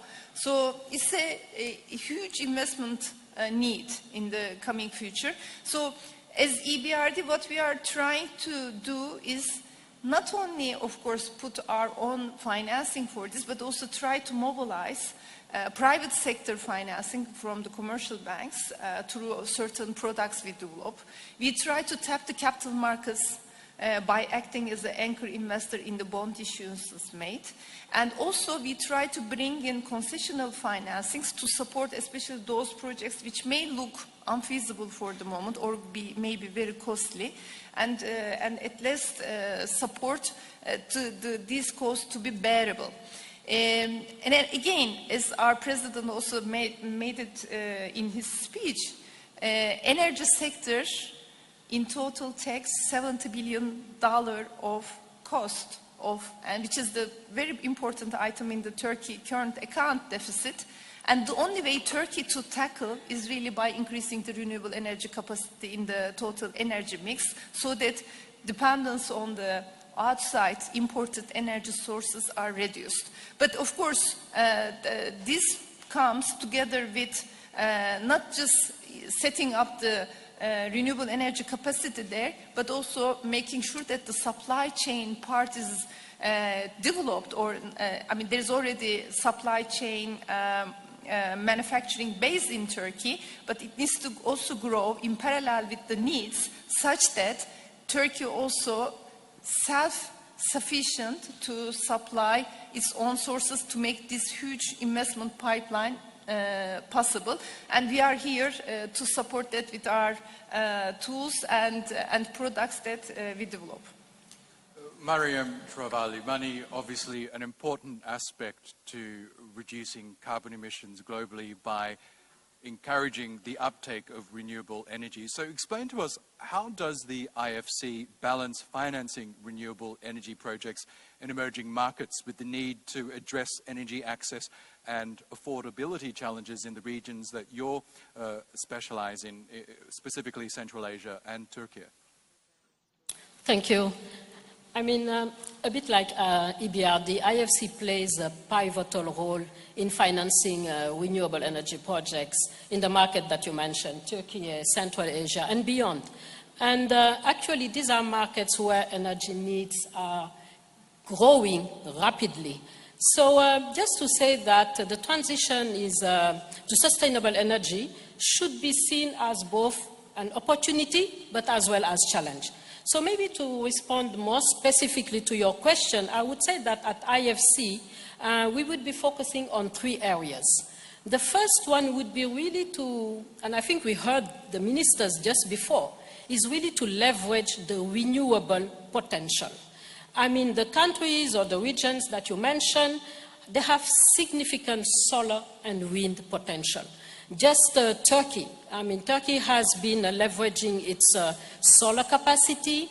I mean, we heard as well earlier for Uzbekistan, they do offer the potential for large-scale projects in the wind sector. So all this to say that IFC prioritize projects in the countries where we do see this potential in order to see how to reduce energy import dependency and while cutting at the same time, I would say, the carbon emissions. The second area would be that we would be focusing on is on affordability and clean energy. So IFC takes a dual approach to investments. We do when it comes to renewable energy. So we are trying to align climate goals with the urgent needs to expand affordable energy access. So the balance is particularly crucial in regions or countries like Turkey, Central Asia, Middle East, and even beyond, where I would say where the energy affordability impacts the economic stability, but as well to help them see how we can transition away from fossil fuels for a more vital long-term sustainability. I would add maybe as a third area where we, as IFC, we are focusing a lot, is really to facilitate public and private partnerships, so PPPs. IFC collaborate very closely with governments, with private stakeholders, with all the multilateral development banks, and development finance institutions, and we are trying to see how to design and implement together energy frameworks which attract investment while ensuring fair and inclusive energy pricing. This is how I would put it. So, which means that the regulation in these different countries is really critical. So we are working as well with the different regulatory bodies in the different countries where we are intervening. Thank you.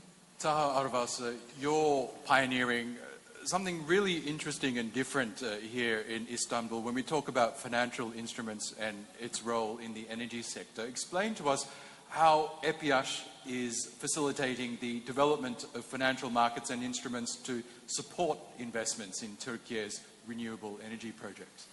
Thank you, Oscar. So currently, EPİAŞ's role is the commodity market where electricity is sold from distributors to, from producers rather to distributors. This is the role that it's been playing for the last 10 years. Before that, the TSO in Turkey was playing this role. And in many countries, especially in developing countries, this is what transmission operators do. What we're trying to do at EPİAŞ now is help producers rather, to mitigate the risks associated with producing, to help finance the purchase of raw materials necessary to produce electricity by selling derivatives of electricity. So selling futures, if you will, of electricity so that they can finance. So instead of going and borrowing from a bank and paying interest on this, they can sell that electricity ahead of time which will allow them to purchase commodities that are necessary for the production of electricity. This is one aspect of what we're doing that's new at EPH. The other aspect is we're hoping to allow investors to invest in companies that are looking to get into renewables, into energy in general. So essentially creating capital market access to people who want to invest, to people who want to raise money for renewables, for energy investments. This will do two things. It'll allow for consumers, for retail investors to invest in something that they would otherwise not have the opportunity to invest in. We were just talking recently about nuclear energy, and maybe ultimately down the road you could see Turkey's second or third nuclear power plant be financed in part by retail investors, and they would obviously profit from the long-term power purchase agreement that nuclear plant may or may not get. But also it allows for these plants, these producers of power, to help finance themselves. Obviously, things like price discovery, transparency are all part of what we're doing, and that's great for investors and for those who are looking to finance their investments. But these two things are something that we're doing that's different, and in Turkey, and hopefully it can be emulated in other parts of the world as well. Dear Saygin, Mariam mentioned the role of public-private partnerships in all this. Can you explain to us how can public and private financing mechanisms be tailored to support hard-to-abate industries in adopting low-carbon technologies? Sure, thank you. Very good question indeed. And my colleague Shulyan already made a reference to the importance of industry decarbonization. There's a dual challenge there actually. One is from an emission perspective. Just want to emphasize that climate angle because it accounts as much as, the sector accounts as much as 40% of the total carbon dioxide emissions, so a key sector to mitigate. And the second thing is the investment challenge. When we look at the global numbers, the scale of investment needed for decarbonizing industries there's a need to increase that by up to 8-10 times between now and 2050. So it's quite different than what we see in the energy sector. And the reason being it starts from a very low base. Now, given that challenge, not only public-private, but from all sources there is finance needed. It's also international and national. So that's the key message from the OECD view. Maybe a few things to elaborate with some numbers. At the OECD, we monitor at the emerging and developing markets, so where industry is growing, the financial and technical assistance that goes to industry decarbonization. So from these multilateral programs which we heard, but also from bilateral programs, from country partnerships, so from all public sources. In the past 2 decades, so since 2000 until 2022, the amount of mitigation-related development finance that went to industry decarbonization is only $1 billion. And this is for all emerging markets. It's so tiny. And the amount this public finance mobilized, private capital is also another $1 billion. So total $2 billion. And the amount of investments needed for industry decarbonization is significant. So we talk about something very small. So there is also the scaling up investment, but the scaling up the finance challenge. Now, when you look at where this money goes, it's a few countries. The colleagues here and their organizations, of course, play a key role in this space. But also where the assistance goes is mainly to let's say the traditional low carbon technologies like efficiency, waste management, and so on and so forth. The riskier, high capital intensity technologies, which is needed for industry, like carbon capture, like hydrogen, etc., are being underserved at the moment by assistance programs. So there's more focus needed there. And finally, with respect to your question on the type of, let's say, finance instruments, let's also look at that. Typically what we see is debt instrument is used, but the industry is quite different than the power sector. It has a longer value chain, so raw material supply, product use and production obviously, and the risk across this value chain is quite different. So when one considers that, for instance, high capex, how do we need to deal with that? Why build the gap fund? This is becoming an important type of instrument we see. How do you deal with OPEX, the operation cost? Contract for differences is something we commonly see across advanced economies, but also increasingly emerging markets. Sustainability-linked financing frameworks, many industry sectors are looking into this. So there's more focus needed on these types of new instruments. Thank you. Thank you. Umberto, can we return to you? Can you think of any innovative financing mechanisms or partnerships that the World Bank has implemented here in Turkey to attract private sector investment in clean energy projects? Okay, as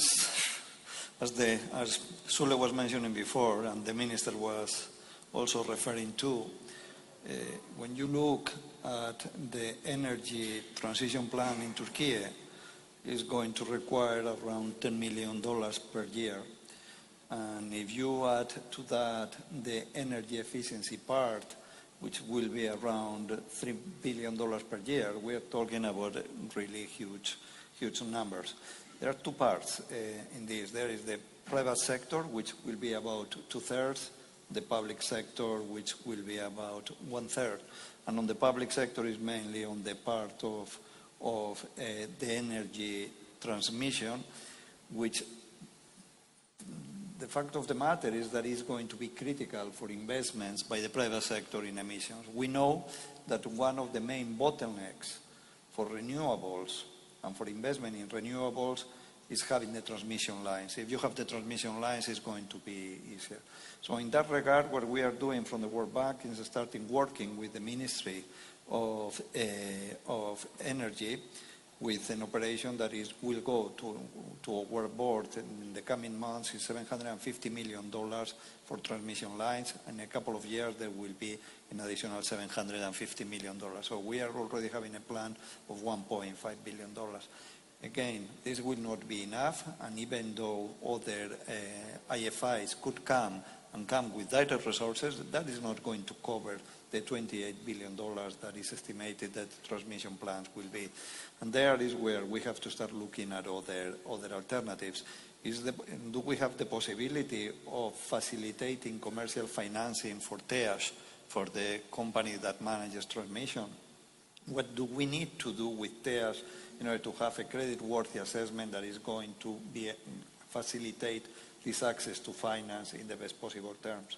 Is there a possibility of having public-private partnerships also in the transmission? Transmission is public, but it doesn't mean that the infrastructure that you have to move the electrons has to be public. It could be private. And if you go in that direction, what are the conditions? What are the regulations that you need to make all these things in place? So I think that what we are exploring is taking into account the volumes, is different alternatives, different angles, because one single approach probably is not going to work, and we have to look at all possible aspects. Shule, how would you describe the role that private sector investment plays in Turkey's energy transition, and how is the EBRD encouraging or facilitating private-public partnerships in this sector? Well, actually, when you look at the history, from 2005, when there was zero capacity, especially in the when it comes to wind and solar, today we are talking 30 gigawatt of capacity. And when you look at it, actually, this 30 gigawatt capacity has been invested and set up by the private sector. So that's why looking at the past, I can say that for the future, private sectors will play a very critical role. And as EBRD, we are ready to support the private sector in that space. However, there is one difference compared with the past in the future. That's the target which Turkey put in place to quadruple. So it's instead of 30 gigawatt, another 90 gigawatt to come, and then increase to 120 gigawatt of capacity. This is a huge task, and you cannot anymore do this target by just moving with the megawatts. So Turkey needs to move to gigawatts transactions going forward in order to really achieve this target by 2035. And actually, now talking about the gigawatts, we are actually seeing that actually international players like Aqua, Masdar, Total, and Aeon is already in the market. So we are seeing them actually looking at the Turkey as well more interestedly. And there, the point of public-private partnership comes in. Because there are risks which the private sector can take, but there are risks the public has to take. So that's why the long-term power purchase agreements will be very important. Somehow protection against the FX will be important. And actually in the past, with the feed-in tariff mechanism in hard currency, that was very instrumental for the private sector to achieve it. And going forward, that will still be very important. So we are seeing now, again, as part of the new national energy strategy, new model being introduced by our minister already 2 weeks ago. So there will be now new transactions with the gigawatt sizes, which will be being tendered. That will be very critical. There is one part of energy sector which PPPs, public-private partnership, has been very successfully implemented, is the electricity distribution. And basically this is the part which is responsible, for the in-city transmission, the grid lines. And while the intercity connections are made by the TİAŞ, and that part is already in the hands of the private sector, which is being able to be invested and meet the targets. However, there again, the important issue is private sector is ready to take certain risks, but there are again certain risks which public side need to take, with the tariff mechanism, clear regulation being in place, and maybe shortened process for certain permits and so. So actually in all through the process, even if public sector doesn't make the direct investment, there's still huge role to be taken by the public sector by putting the right balanced market in order the private sector to make the investment. So that's where we will be happy to support Turkey whenever we can have the right investment. And actually we will then see all the international players also coming into the Turkish market. Mariam, tell us about the innovative financing models or instruments that the IFC is deploying to attract private sector investment in sustainable infrastructure for the energy transition in the region. Sure. At IFC, we do leverage several financing instruments or model. Let me maybe start by one financing instrument for which, as IFC, we have been a pioneer, which is what we call the sustainability-linked loans. In our jargon, we call it SSL. So through such instrument, actually, the financing is tied up to measurable sustainability targets, such as carbon reduction or gender inclusion. And it's not only in the renewable energy that we applied that. We did that in Turkey in another sector, actually in the municipality sector, and very successful. So these loans incentivize private sector players actually to meet specific environmental and social targets, ensuring at the same time that the energy transition benefit both people and the planet. The second, I would say, model that I would like to share here with everyone is around scalability and replicability. Because what we try to do as IFC systematically is to, center, I would say, on designing projects that are scalable and replicable across regions. You may have heard about some of our programs, such as the Scaling Solar Program or Scaling Wind Program, that we have been able to deploy in some regions, and where we supported the governments in creating competitive bidding process. And this created, I would say, some confidence for the private sector players who were interested in coming in. And this program, I should say, it's a program, has been replicated in several countries. So we are really seeing this as success stories. The last, I would say, financing instrument that I would think of is blended finance for risk mitigation. So by combining concessional and private capital, IFC de-risk large-scale renewable energy projects and specifically in regions or in countries where investors are facing some regulatory barriers or some financial barriers. So these are, I would say, the three main financing models or instruments that I would like to share with you today. Marianne, thank you. Taha Avas, it's clear that this energy transition will not be possible without large and significant investments from the private sector. So can you explain to us what innovative financing models can you think of in terms of energy trading platforms that can play in ensuring the financial stability and attracting private sector investment in this energy transition that we're talking about? Okay, sure, Oscar. I just saw a headline a few minutes ago about COP29 and how there's discussions are continuing because there's some disagreement on how to finance this global transition. I think it was there was numbers throwing around that we need $6 trillion in investment a year to meet these goals, and we're only getting $100 billion, which means all these conventions, all these COPs that we're doing, all these, it's just lip service, and it doesn't mean anything. No one's serious, really. The governments are not serious. The people that are emitting the carbon, no one's really serious. It's just this big joke that we keep having conventions or conferences about. In fact, I think it was from the World Bank, there was Dimitrios in Baku who said many of the developing nations' transmission companies, their companies are underwater. They're unfinanceable. They're bankrupt as it is. How are you going to provide financing to a bankrupt company? It's very difficult, right? So there are no easy answers, is what I'm understanding. But one of the things I think that might be possible in the future is people are discussing now, and in fact in Indonesia is where the example comes from recently.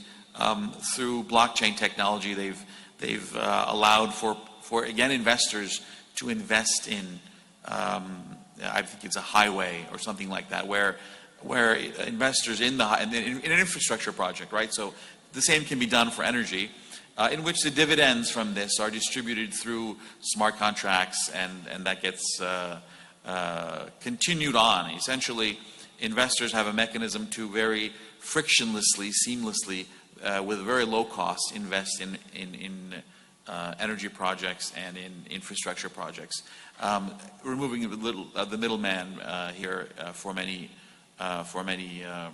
investors.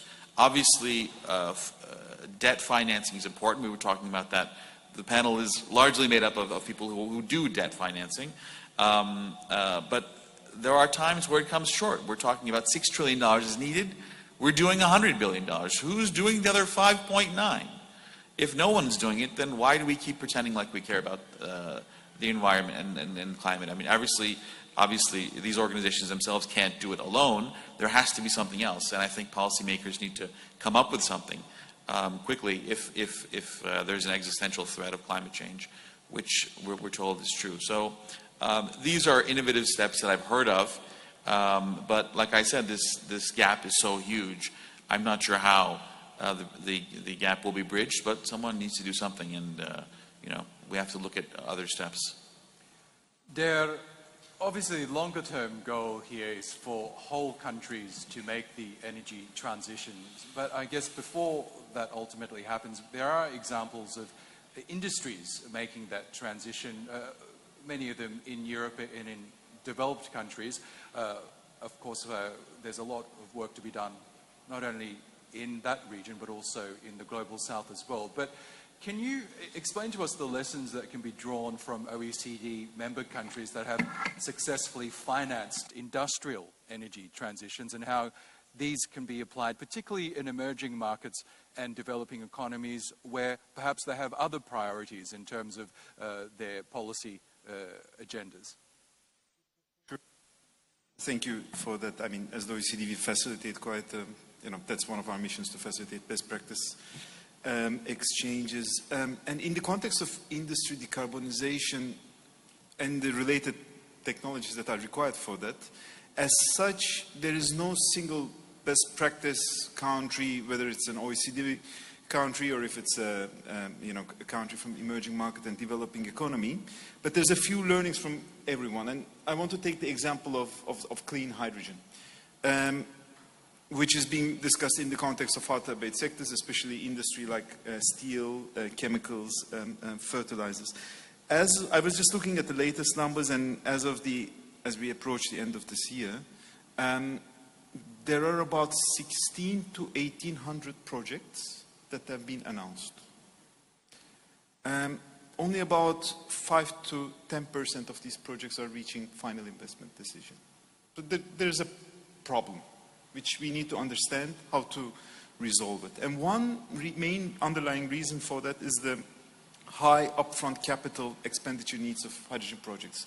Together with the World Bank and their Hydrogen for Development Partnership, we developed a very simple rule of thumb.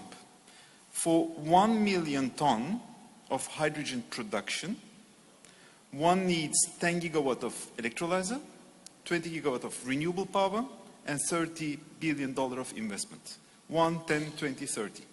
We talk about hydrogen everywhere, but the amount of money that's needed for that production is significant. And now, another fact, if you look at the projects, which we look at from all around the world, the production costs are not as favorable as it's thought. It's between $3, so that's the cheapest today, so that's the cheapest green hydrogen today you can find. It goes up to $10.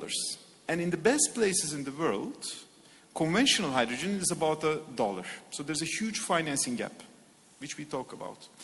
And the reason for that financing gap is actually driven by something which we don't talk a lot about, but this was mentioned in the very first panel. It's the cost of capital.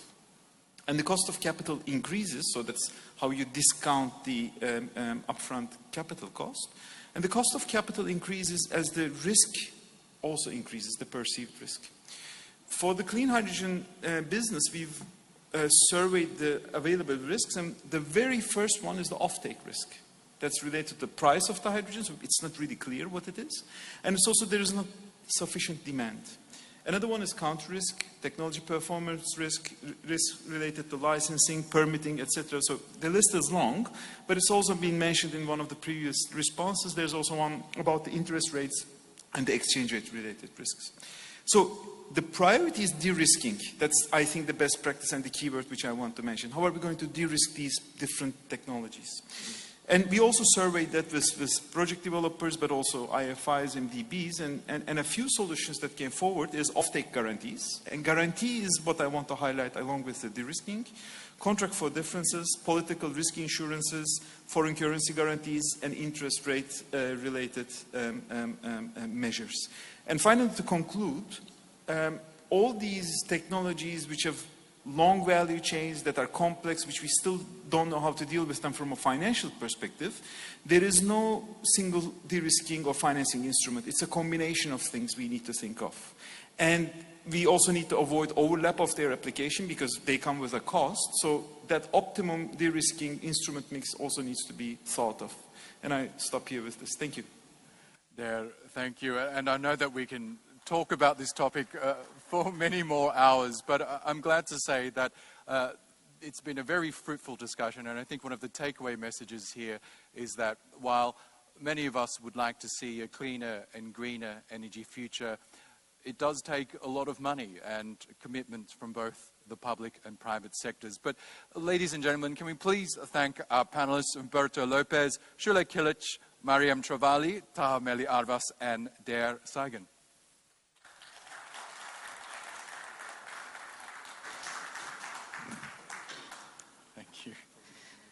My pleasure. Thank you so much to our moderator and our esteemed panelists for that very insightful discussion. They're wrapping our forum with the fourth and final session of the day. Thank you very much. Thank you very much. Görüşürüz. Thank you very much. Ben de teşekkür ederim. All right, so it's now time for our closing session of the day, an acknowledgement and a review by Anadolu Ajansı. Please welcome Oğuzhan Özsoy and AA's Energy News Manager, and Duygu Alhan, AA's Energy correspondent. Thank you. Thank you.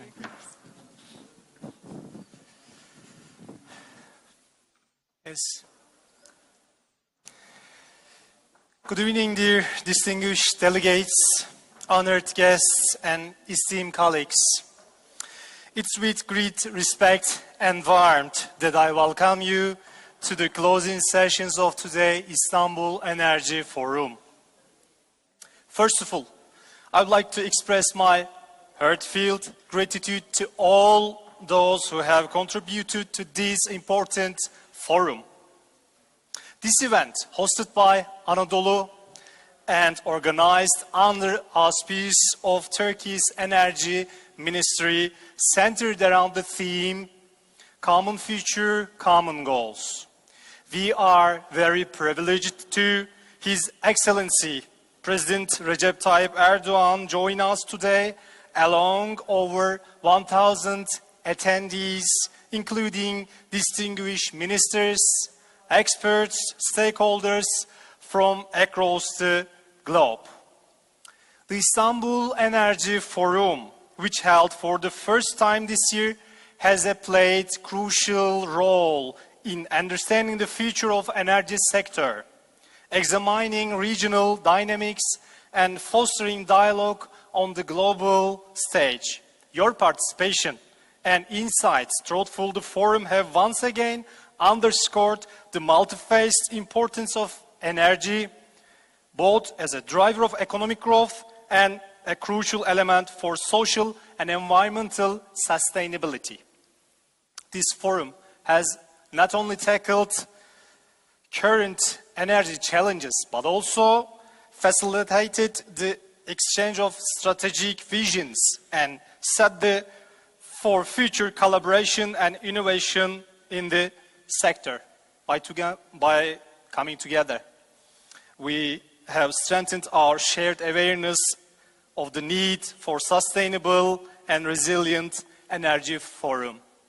During the forum, President Erdogan emphasized Turkey's ambition to become a leading global energy trade hub, supported by its extensive natural gas infrastructure and renewable energy goals. Erdogan highlighted plans to expand Turkey's nuclear energy capacity to 2,000 megawatts by 2050. Now, I'll pass the floor our energy correspondent Duygu. She closely followed the sessions. That's your turn, my colleague. Teşekkür ederim Oğuzhan Bey. Before I begin, I would like to express my deepest gratitude to the esteemed ministers whose leadership continues to shape our energy landscape, to the experts whose invaluable knowledge and experience have contributed to the success of this forum, and to all of you, dear participants, for your engagement. This forum wouldn't have achieved its objectives without your thoughtful contributions. For that, we thank you sincerely. Throughout this action-packed day, we have had the unique opportunity to come together with industry leaders, policymakers, and experts to shape a collective vision for the future of energy. With your permission, I would like to briefly summarize the key sessions that took place during the forum. First, in the BOTAŞ plenary session, New Dynamics of Gas Security, Regional Perspectives, moderated by Ahmet Berat Çonkar, Turkey's Deputy Minister of Energy and Natural Resources, we had the chance to focus on the strategic importance of gas security, a matter that is central to both today's energy policies and global security concerns. Through this session, the importance of diversifying energy sources and building secure supply chain is highlighted once again. During the course of the second panel session, titled as Prospects for New Technologies and Fuels in a Smart Energy Transition, the panelists comprehensively discussed the inevitability of the energy transition and which new energy sources come to the fore in this transformation. At the last panel session, Financing the Energy Transition Expectations and Priorities, panelists delved into the critical issue of financing the energy transition with a focus on the expectations and priorities that will guide future investments and partnerships in the sector. Through these discussions, we have reaffirmed our collective commitment to addressing the challenges and opportunities that lie ahead in the energy sector. We are confident that the ideas and strategies shared today will serve as a guiding framework for all stakeholders moving forward. As we look to the future, we are optimistic that the ideas and collaborations forged here at the Istanbul Energy Forum will lead to tangible, positive transformations in the global energy sector. We sincerely hope that this forum will continue to serve as a beacon for the industry in the years to come. Now I will pass the floor back to Oğuzhan for the final remarks. Thank you. I would like to extend my deepest thanks to all ministers, domestic and international experts, private sector representatives, and of course, to all of you, our esteemed participants, whose contributions have made this forum a success.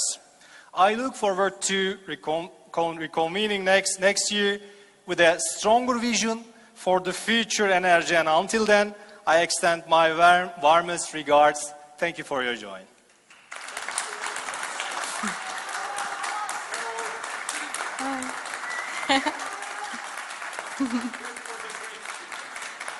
Yes. Kaldırsana.